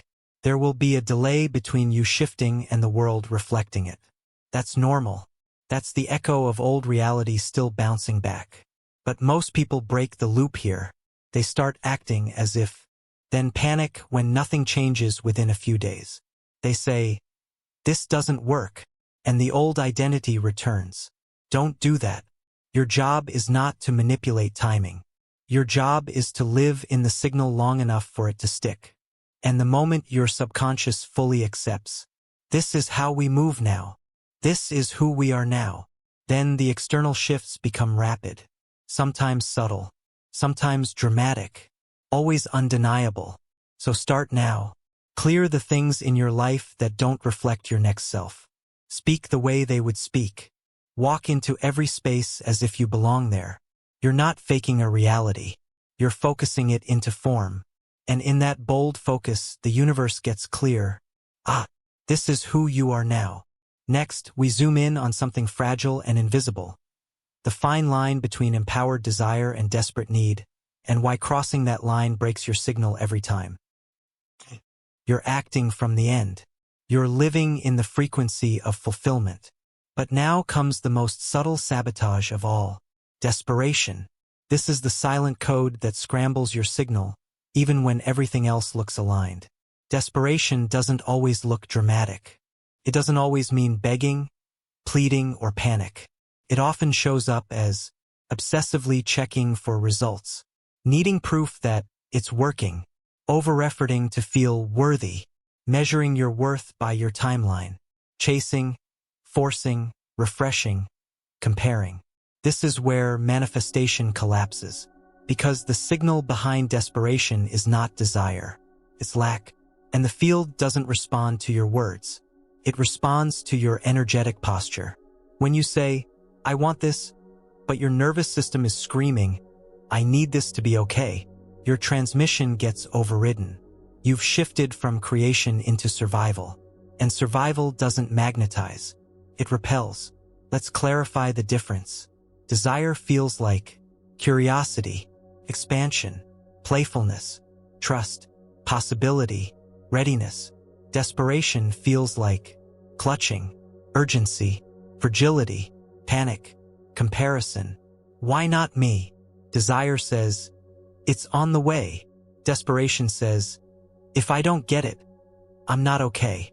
And that second signal tells the field, don't send it. I'm not safe with it yet. So how do you shift? 1. Detach identity from outcome. Desire says, this outcome will be amazing.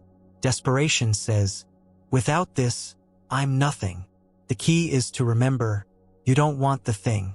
You want the feeling you think the thing will give you. So instead of waiting, create the feeling now. Want money? Feel stability. Want love?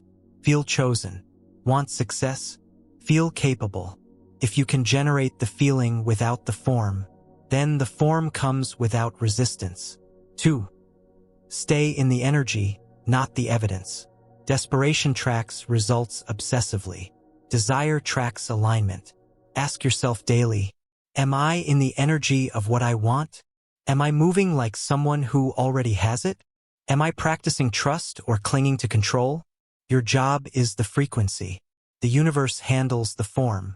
3. Rewire the trigger.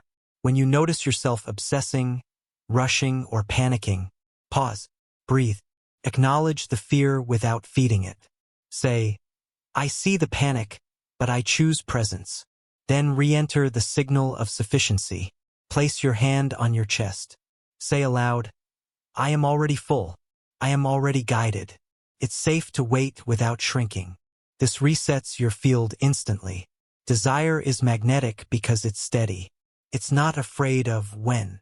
It knows who, and that who is the person you are now. Not the one waiting, not the one chasing, the one becoming. Next, we finally decode one of the most misunderstood delays in manifestation, the illusion that things are taking too long, and the hidden transformation that's happening while you wait. You've felt it before, that moment when you've done the work, scripted, visualized, embodied the energy, and yet nothing shows up. You begin to wonder, is this working? Did I do something wrong? Why is it taking so long? This is the delay illusion, and it's one of the most dangerous mirages in your entire programming journey. Because here's what no one tells you. The universe is never late, but it is incredibly precise. Delay is not punishment. It's preparation.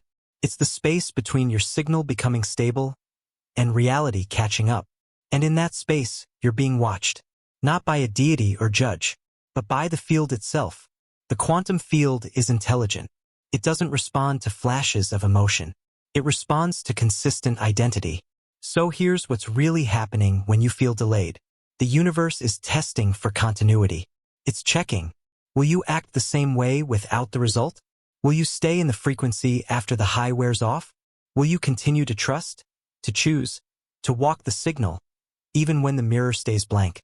Because most people break right before the shift.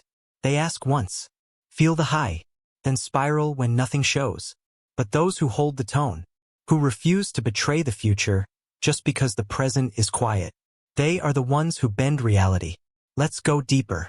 1. You're being recalibrated, not ignored. In the space between intention and arrival, your system is being upgraded. Old timelines are dissolving. People are rearranging. Opportunities are moving into position. Your nervous system is adjusting to receive more. Your subconscious is stabilizing new parameters. None of that can happen overnight, because if the thing showed up too early, before you were able to hold it, you would sabotage it, misinterpret it, or shrink in its presence. So delay isn't delay. It's dimensional editing, a refining process, a test of coherence. You're not waiting for the universe. The universe is waiting for your signal to stop glitching. 2. Time is your ally, not your enemy. Most people hate the idea of time because they don't understand it. Time isn't the enemy. Time is the amplifier. What you do during the delay determines the speed and strength of what arrives. Complain during the delay? You slow the field. Collapse your identity? You reset the code. Stay calm, empowered, and playful? You fast-track the match. Your job during waiting is to become undeniable. Not to beg, not to push, to hold. To deepen your embodiment so fully that reality has no choice but to adjust. 3. Delay is data. Stillness gives you something no arrival ever will. Clarity. In the quiet space, you learn what you still need to release, what you truly value, what was still conditional about your trust, what behaviors are still coded in neediness, what distractions try to pull you off course. This is sacred data, and once it's gathered, the signal sharpens, the universe moves. So instead of asking, why is it taking so long? Ask, what is this delay trying to reveal about me? That's where your real power lives. Because the delay isn't keeping your desire away. It's shaping you into the version of yourself that can finally keep it. Next, we flip the dynamic. You've been sending the signal, stabilizing your field, holding the frequency. Now it's time to start noticing something subtle, wild, and deeply validating. The universe is already responding. Let's explore how. You've been transmitting daily. You've been feeling the frequency. You've held the tone through silence. And now something begins to happen. You see the same numbers over and over.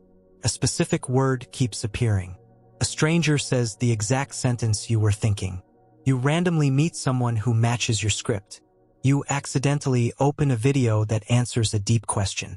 These are not coincidences. They are synchronicities. And they are the first way the universe begins to whisper. I hear you. Keep going. But here's the secret most miss. Synchronicities aren't the goal. They are the feedback. They are confirmations not of arrival but of alignment. The universe is saying, your signal is active. The field is shifting. Stay locked in. Think of them like trail markers on an invisible road. You can't see the destination yet, but the signs say, you're headed the right way. Why synchronicities matter. Your subconscious is always scanning reality for matches to belief. So when you shift your identity, your subconscious starts noticing new patterns. Patterns that were always there, but invisible until now. And those patterns begin forming a language. 1111. 222. Song lyrics with strange timing. Uncanny reminders. Names or symbols repeating. Perfectly timed messages from people you haven't thought of in years. The more stable your signal, the more frequent the synchronicities. But don't get stuck chasing them. They're not trophies. They're reflections. And they will vanish if your signal collapses into skepticism. What to do when you notice them? Don't just smile and scroll on. Engage. Pause and breathe. Acknowledge it out loud. I receive that. Let the emotional tone settle into your body. Use that moment as fuel to reinforce your new timeline.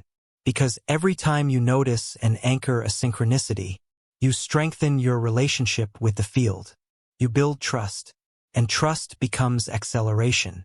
When they disappear, sometimes, after a rush of synchronicities, everything goes quiet again. Don't panic. This is the echo, the universe calibrating your next level. Your job isn't to chase the signs. Your job is to become the person they were reflecting. So next time you see 11:11, don't just wish. Decide. Speak a new command. Upgrade your posture. Hold your tone for just a few seconds longer. And watch, because when you speak, act, and align from the future, reality always replies. Next, we go even deeper into that reply. Because what if every person, event, and trigger around you wasn't random at all, but a mirror showing you exactly what your subconscious still believes? You've started seeing synchronicities, strange alignments, perfect timing, recurring symbols. But now it's time to realize something far more profound. Reality is not just listening to you, it's mirroring you. This is not a metaphor. It's the precise way your subconscious communicates with the outer world. You are not observing your life. You are watching a projection of your inner code, your beliefs, expectations, and identity, cast outward onto people, places, patterns, and events. Your reality is a feedback loop. What you believe consistently and emotionally creates the tone of your thoughts. That tone shapes your behaviors. Your behaviors create experiences. And those experiences reflect your original belief, reinforcing the loop. This is why some people keep attracting betrayal, chaos, or scarcity, not because they deserve it, but because their subconscious expects it. So the world responds with surgical precision. Here's the moment that shifts everything. When you realize reality isn't happening to you, it's happening from you. And the good news? Once you read the mirror clearly, you can change the image at its source. Reading the mirror. Let's make this practical. Ask yourself, who are the people in my life reflecting? What situations keep repeating? What patterns do I attract over and over? What am I tolerating that keeps showing up louder? Every frustrating experience is not punishment. It's programming made visible. That boss who micromanages you reflects your own suppressed control issues. That friend who always drains your energy mirrors your lack of boundaries. The partner who can't meet your needs echoes your fear of being too much. The mirror is never wrong. It is ruthless. It is honest. And it will keep showing you the same image until you update the source. Don't fight the reflection. Change the projection. Here's the mistake most make. They try to change the external world first. They cut people off, switch cities, change jobs without shifting their inner signal. And what happens? The same dynamics show up in a new disguise. Because the mirror follows the projector, not the other way around. So instead of blaming the reflection, say, what is this showing me about my self-concept? What belief is creating this loop? What am I unconsciously agreeing to? Then go to work, not out there, but in here. Because once the inner tone shifts, the reflection can't stay the same. Reflection equals precision feedback. Once you grasp this fully, even your triggers become useful. Every reaction is a clue. Every annoyance is a diagnostic. Every heartbreak is a red light on your internal dashboard. Instead of asking, "Why is this happening again?" ask, "What is this reflecting that I haven't cleaned up inside me?" This is radical responsibility. Not blame, not shame. Authority. It means you are no longer at the mercy of life. You are a conscious user of the mirror. And when you hold the new image consistently through thought, word, emotion, action, the outer world must reflect it back. That's not magic. That's mechanics.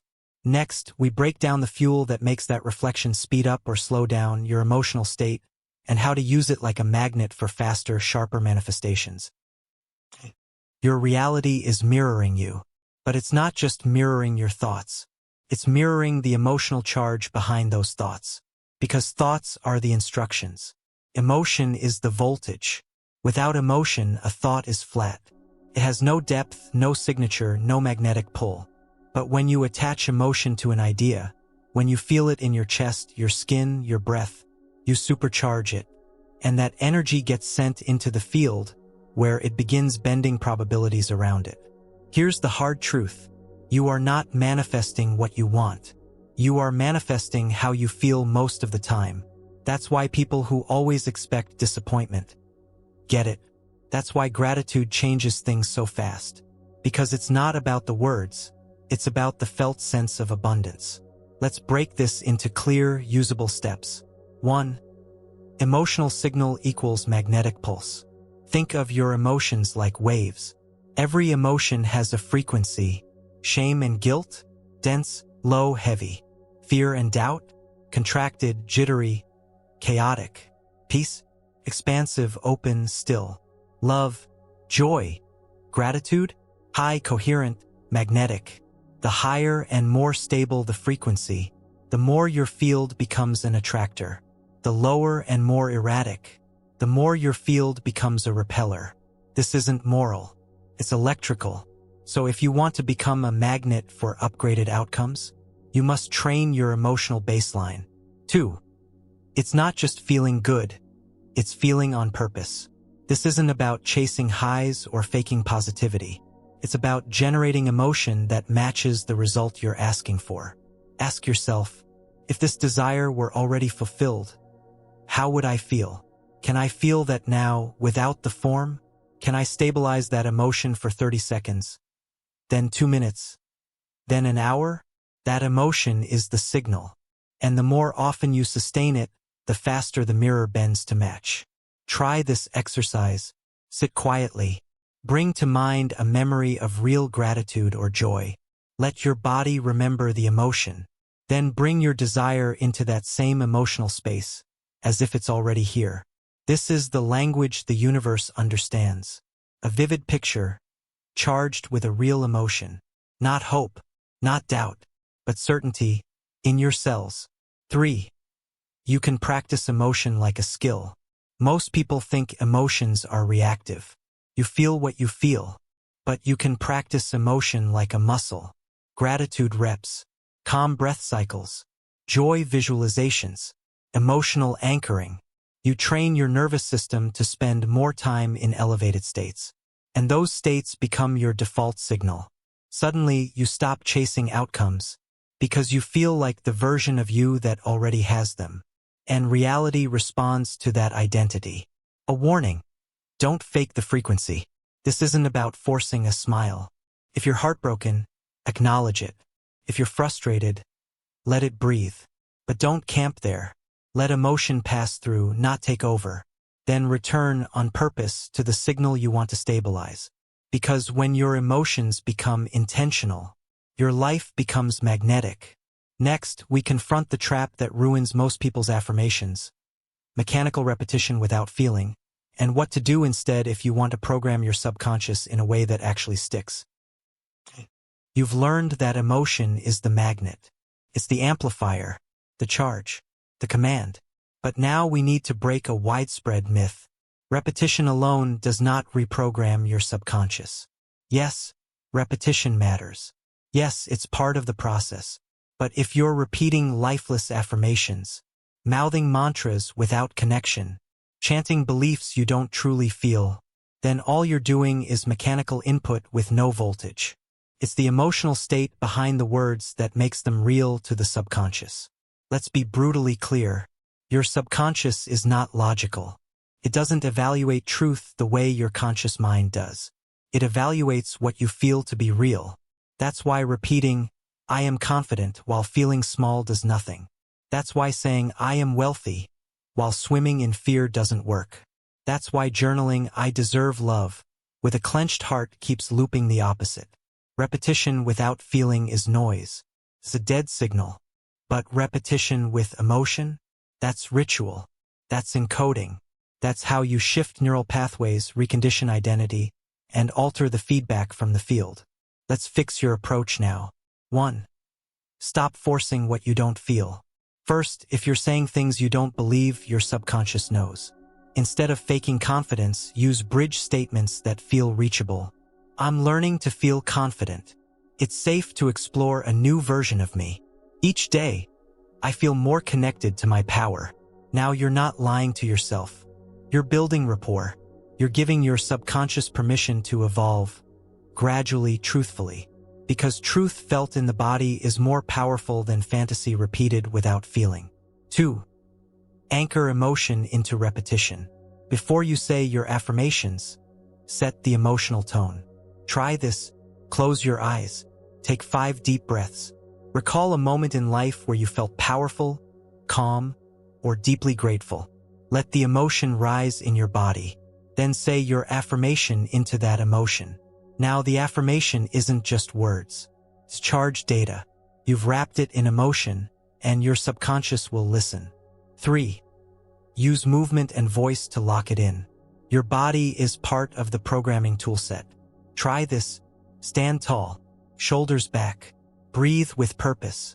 Speak your affirmation out loud with your full voice, not a whisper. Feel the words echo in your chest. This is how you anchor it somatically. This is not performance. It's biological imprinting. Your posture, breath, voice, and emotion become one coherent broadcast. That's when the signal becomes stable. That's when the programming starts taking hold.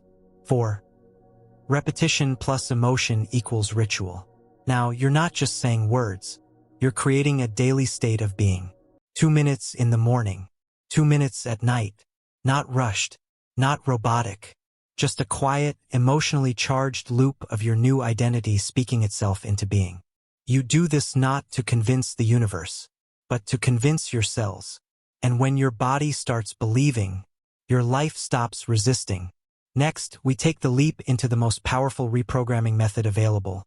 Not more effort, not better routines, but shifting who you actually believe you are.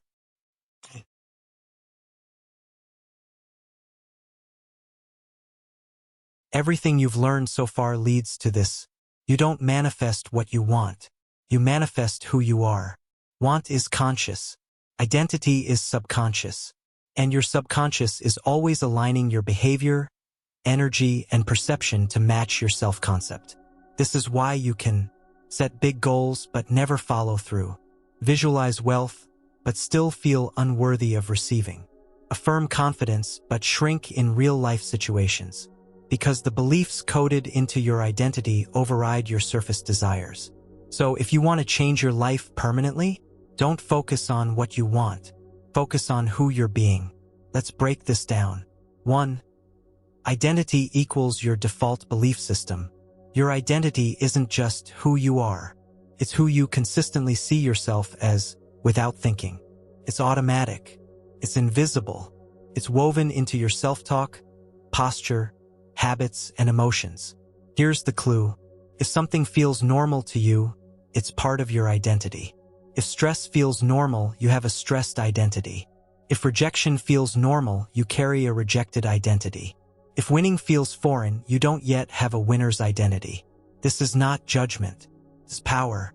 Because once you identify the identity running the show, you can begin recoding it. 2. Build the new identity in layers. You don't shift identity through force. You shift it through repetition of aligned behaviors that become emotionally familiar. Ask yourself, what would the next version of me think about daily? How would they move, breathe, and respond to pressure? What would they no longer explain or defend? Then do something small but consistent that reflects that answer. Every action you take from the new identity reinforces it. Every choice you make from the old one reactivates it. This is how you switch operating systems, one micro-decision at a time. 3. Create identity anchors. To make the new version stick, use physical and environmental cues. Change your lock screen to a word that reflects your new self. Wear clothing that feels aligned with your empowered version. Save a voice memo of yourself speaking from your future state. Listen to it when you wake up. Create an I am board instead of a vision board. Not what you want to have, but who you're becoming. These are not gimmicks. They are anchors.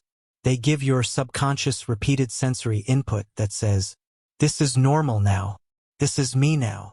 And once your identity shifts, reality can't help but obey. 4. Don't wait for proof. Become the proof. Most people say, I'll feel confident once I succeed. I'll believe in abundance once I see the money. I'll love myself once I get the relationship. But that's backwards. The field doesn't respond to waiting. It responds to being. You must decide, I am this now. Then move, speak, act, rest, love, and choose from that place. Because the moment your subconscious accepts that you are no longer the version who struggled, the struggle no longer shows up. This is the secret behind fast manifestation. You collapse the delay by collapsing the old identity. Next, we'll walk right into the real portal of transformation. What happens when you make yourself completely unavailable for your old life? Energetically, emotionally, mentally, and never look back. You've rewritten your inner script. You've upgraded your emotional magnet. You've started living from a new identity. But here's the final lock that keeps most people in limbo. They keep checking back on their old life. They leave the door cracked open. They stay energetically available to the very patterns they say they want to outgrow. Still texting the same people who drain them. Still saying yes to habits that contradict their future. Still entertaining doubts, fears, and excuses they've already seen through. And the universe? It reads that signal. Because saying, I've changed while acting like you haven't isn't a frequency match. And the field only responds to one thing, energetic clarity. The moment you become unavailable for who you were, what you tolerated, and the version of life that fit your smaller self, that's when everything changes. Let's make this real. 1. What you entertain, you extend. Every time you respond to an old trigger, you extend its timeline. Every time you just check in on a pattern you've already broken, you reopen the loop. The subconscious reads this as hesitation. And hesitation is treated as a signal that you're not ready. So the mirror keeps showing you the old version. Not because you're stuck, but because you're still available. You must decide, I no longer play in that frequency. Not out of fear, out of certainty. This is your cutoff point. 2. Set energetic boundaries that leave no gaps. This isn't just about blocking phone numbers or quitting jobs. It's about shifting what you respond to, mentally, emotionally, and physically. Ask yourself, what habits feel like a portal back into the old version of me? What conversations pull me out of alignment? What do I still explain, defend, or justify from my past self? Then get ruthless. Stop indulging old narratives. Stop validating the opinions of those who never saw your full power. Stop revisiting situations for closure when what you need is distance. Closure isn't always a conversation. Sometimes it's silence. Because when you cut the energetic cord, the field gets new instructions. This person no longer belongs to that timeline, and it stops reflecting it back. 3. Create a no-return ritual. Sometimes the subconscious needs a moment, an action that says, it's done. This could be writing a goodbye letter to the old self, then burning or deleting it. Clearing out old clothes, objects, or photos that tether you to a former identity. Speaking a one-line declaration out loud every morning. That version of me no longer exists. This is symbolic programming. It marks the shift. It gives your system a signal to stabilize around. Because when you stop negotiating with your old story, the new story has room to land. 4. Discomfort equals progress. When you finally become unavailable for your old life, it doesn't feel peaceful at first. Feels empty, quiet, disorienting, like a detox from identity addiction. This is normal. Your subconscious is used to the old pattern. It's trying to survive a timeline that no longer exists. Don't panic. This is the silence between chapters. Stay there. Breathe through it. Because if you hold the line, if you refuse to flinch, the new frequency will lock in. And when it does, reality upgrades around you, effortlessly, precisely, permanently. Next, we stop holding space for the future and step into it. Let's talk about what it truly means to live inside the wish fulfilled. This is the moment you've been preparing for. You've dismantled your old patterns. You've installed new programming. You've declared your unavailability for anything that doesn't match your future. Now comes the most important step of all, living inside the wish fulfilled. This is not hoping it works. It's not pretending until. It's fully occupying the state of it's already done. Mentally, emotionally, energetically, regardless of outer evidence. This is where manifestation collapses timelines, where desire becomes experience, where the imagined becomes undeniable. But here's what most miss. Living in the wish fulfilled doesn't mean obsessing over the outcome. It means becoming the person for whom the outcome is already normal. Let's break this down. 1. Stop chasing the goal, start normalizing the outcome. Ask yourself, if the thing I want were already done, how would I move through today? What would I think about less? What would I feel more consistently? How would I treat others? Myself? Now start living like that before anything happens. That's not delusion. That's alignment. When your inner world stabilizes at the frequency of already done, the outer world shifts to reflect your signal. You stop trying to get something. You start carrying it. And what you carry shows up. 2. Use imagination as occupation. Neville Goddard called it the feeling of the wish fulfilled. Not the thought, the feeling. Your job is to visit the future so vividly, so emotionally, so consistently, that it becomes your new emotional home. Try this. Sit in silence. Imagine waking up in your desired reality. See the details. The room, the time, the smells, the sounds. Feel the inner peace of, this is now my life. Hold that tone. Don't rush. You are not visualizing. You are inhabiting. And the longer you inhabit, the sooner reality has to bend to match. 3. Detach from monitoring, attach to embodiment. Most people break the loop by checking. Is it working yet? Where is it? Why hasn't it happened? But if you're checking, you're not inside the wish. You're outside it, knocking on the door. So stop refreshing your 3D life like a delivery tracker. Start acting like the package has already arrived, and you're just living with it now. Feel the internal satisfaction before anything changes. Because if you can sustain the vibration, the mirror will shift. It has to. 4. Celebrate the invisible. One of the most powerful habits you can adopt. Celebrate internally like it's already here. Say thank you for unseen progress. Feel joy over what's already moving, even if you can't see it yet. Let your body relax into the certainty that this is already mine. This tells the field. This isn't desire. It's memory. I'm not asking. I'm remembering what's true. And the universe responds accordingly. It adjusts the timeline to match your stability, not your stress, not your doubt, your certainty. So live there, not once, not occasionally, daily. This is your new home. Your reality will soon forward the mail. Next, we'll make this living state sustainable by creating a powerful subconscious programming loop, your daily practice for morning and night, to keep your signal unshakable. You've seen what happens when you shift emotionally. You've lived inside the wish fulfilled. You've stabilized your frequency.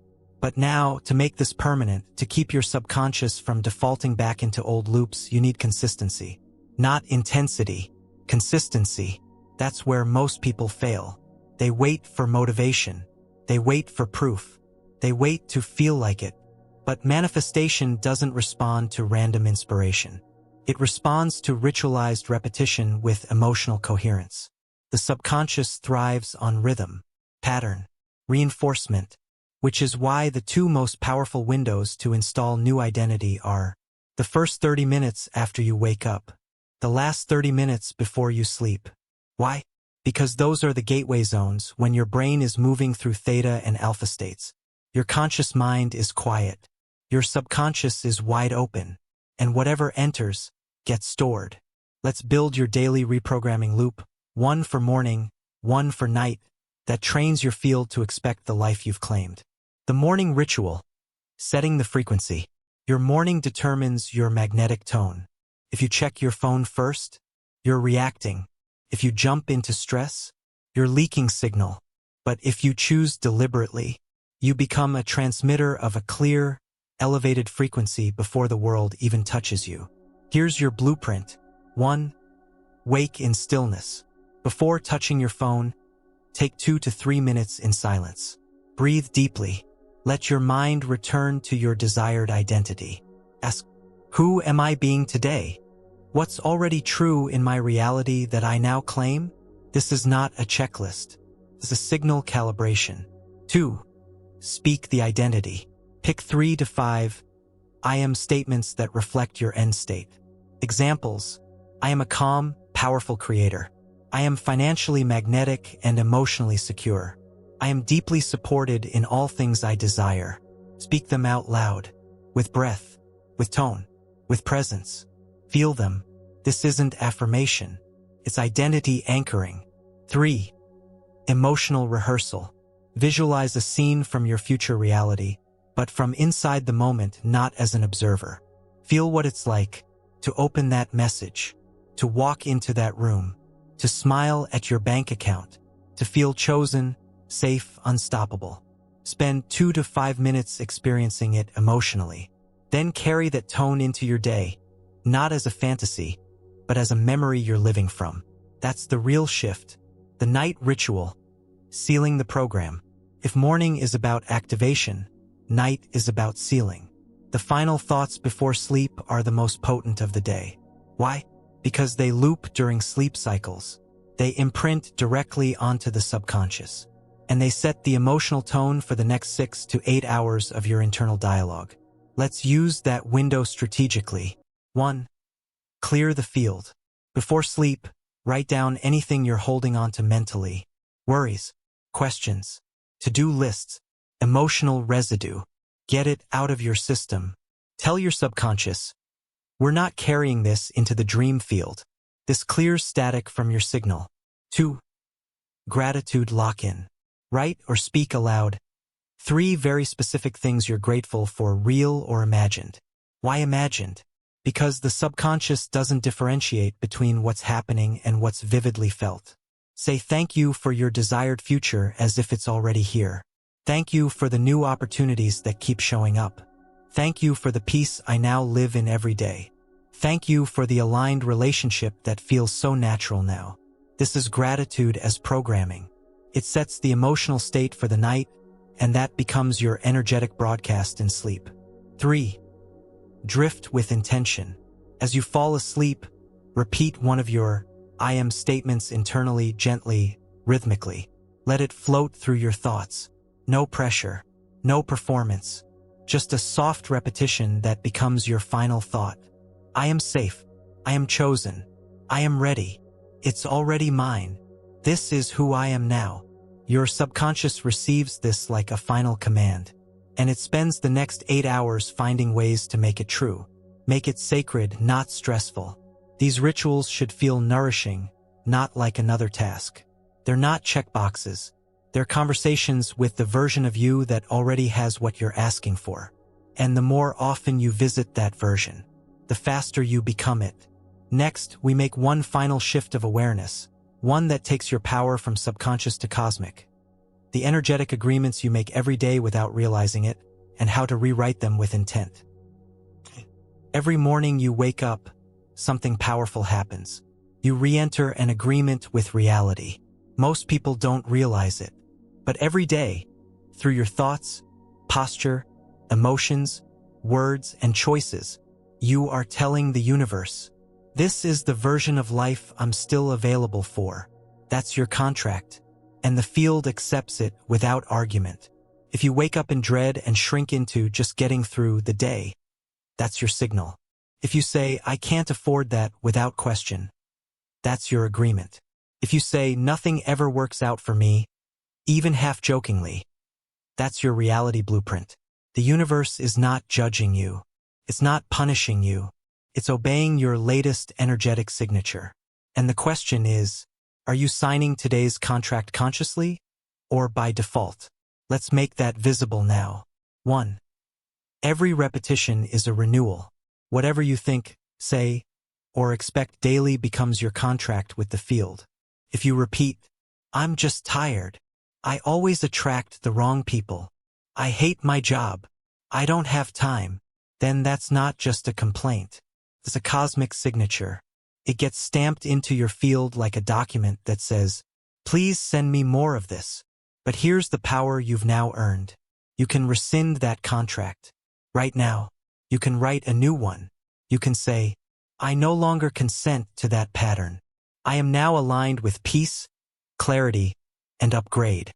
Only what supports my expansion is allowed through this filter. Say it out loud. Write it down. Feel it in your body. That's how you install a new operating agreement. 2. Align action with the new contract. You can't just say you've shifted. You must walk it. Don't say, I'm abundant now, and still live like scarcity is stalking you. Don't affirm I'm loved, and then seek validation from people who ghost you. Don't claim I'm powerful, and then play small every time someone questions you. Your behavior is the signature that finalizes the agreement. The universe listens less to what you say, and more to what you tolerate. So ask daily, what version of life am I silently agreeing to today? Does this match the future I've declared? If not, rewrite it. On purpose. With boldness. With clarity. 3. Make no your new filter. When you change your contract, you must start saying no to everything that reflects the old one. No to conversations rooted in fear. No to choices that sabotage your upgrade. No to energies that don't recognize your value. Each no is not rejection. It's refinement. Tells the field, I've changed the terms. This is no longer part of my code. And the more precisely you hold that boundary, the faster the field recalibrates. 4. Wake up like you've already won. Your contract begins the moment your feet hit the floor. So tomorrow, try this. Sit up in bed and say, today, I agree to live like it's already done. Move with that tone. Speak with that vibration. Decide that your signal is no longer asking. It's declaring. Because when the universe receives your signature clearly and consistently, it doesn't delay. It delivers. Next, we arrive at the final realization. You are no longer just broadcasting signals. You are now both the transmitter and the receiver. And that changes everything. You've come to the edge of the known. Everything before this point has been preparation, peeling back the layers of programming, replacing subconscious loops, learning the mechanics behind reality's reflection. But now the mirror turns fully toward you, and it asks, what do you choose to send now? Because at this point, you're no longer just a participant in reality. You're its architect. You're not just sending signals through thought, emotion, and identity. You are the signal. You're not just reading the field. You are the receiver. You are the frequency. You are the feedback loop. You are the code and the coder. And with that comes one question that echoes through every plane of consciousness. What will you now declare as true? Not with your mouth, with your life. Let's clarify the weight of what that means. 1. The field no longer responds to hope, only to certainty. Hope is passive. Hope waits. Hope looks upward. But certainty moves like it's already written.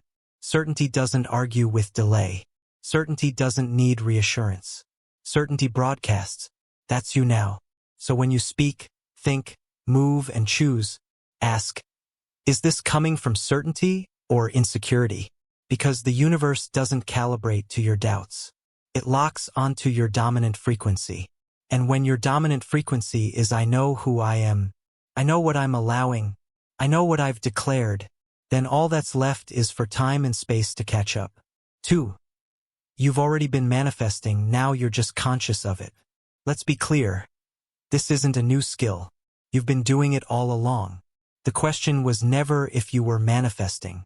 The question was always, what have you been unconsciously allowing to manifest through you? Now that you've turned the lights on, now that the controls are in your hands, you no longer get to play small and pretend this is theory. You've seen too much. You've felt the shift, in your body, that when you change your frequency, people change, opportunities change, the timing changes, the reflection gets clearer, faster, sharper. So don't default back. Don't wait for permission. There is no one left to wait for. 3. You are responsible for the signal you keep sending. Not the one you send when you're inspired. Not the one you send when you're scripting. The one you send when no one's watching. The one your body transmits by habit. That's the one creating your life right now.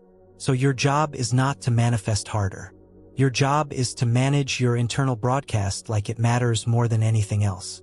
Because it does. The thoughts you tolerate, the emotions you normalize, the self-talk you whisper, the identity you embody in silence. All of that is frequency. All of that is a message to the universe. And that message always gets answered. For you are no longer at the mercy of reality, you are a coder of it. Let this be your final activation. You are not waiting on the universe.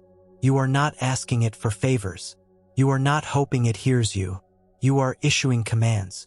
Not in ego, in alignment, not in fear, in clarity. And every moment you get to choose, will I send out confusion or coherence? Will I send out scarcity or sufficiency? Will I send out longing or completion? This is the new you, the upgraded self. You no longer explain. You declare. You no longer chase. You attract. You no longer wish. You align. And the universe? It doesn't resist you. It doesn't test you. It mirrors you without delay once the signal is clean. So this is where it all leads. The final choice. The real question. Not how to manifest, but what will I now choose to be true, without apology, without hesitation, and without backing down? Because that choice becomes your frequency. That frequency becomes your life. And that life is already listening. This series was never about giving you power. It was about reminding you that you already had it. All that was needed was for you to remember how to broadcast. So what will you send now? The universe is already tuned in, and it's waiting for your next transmission. The end of this journey, but the beginning of your conscious reality.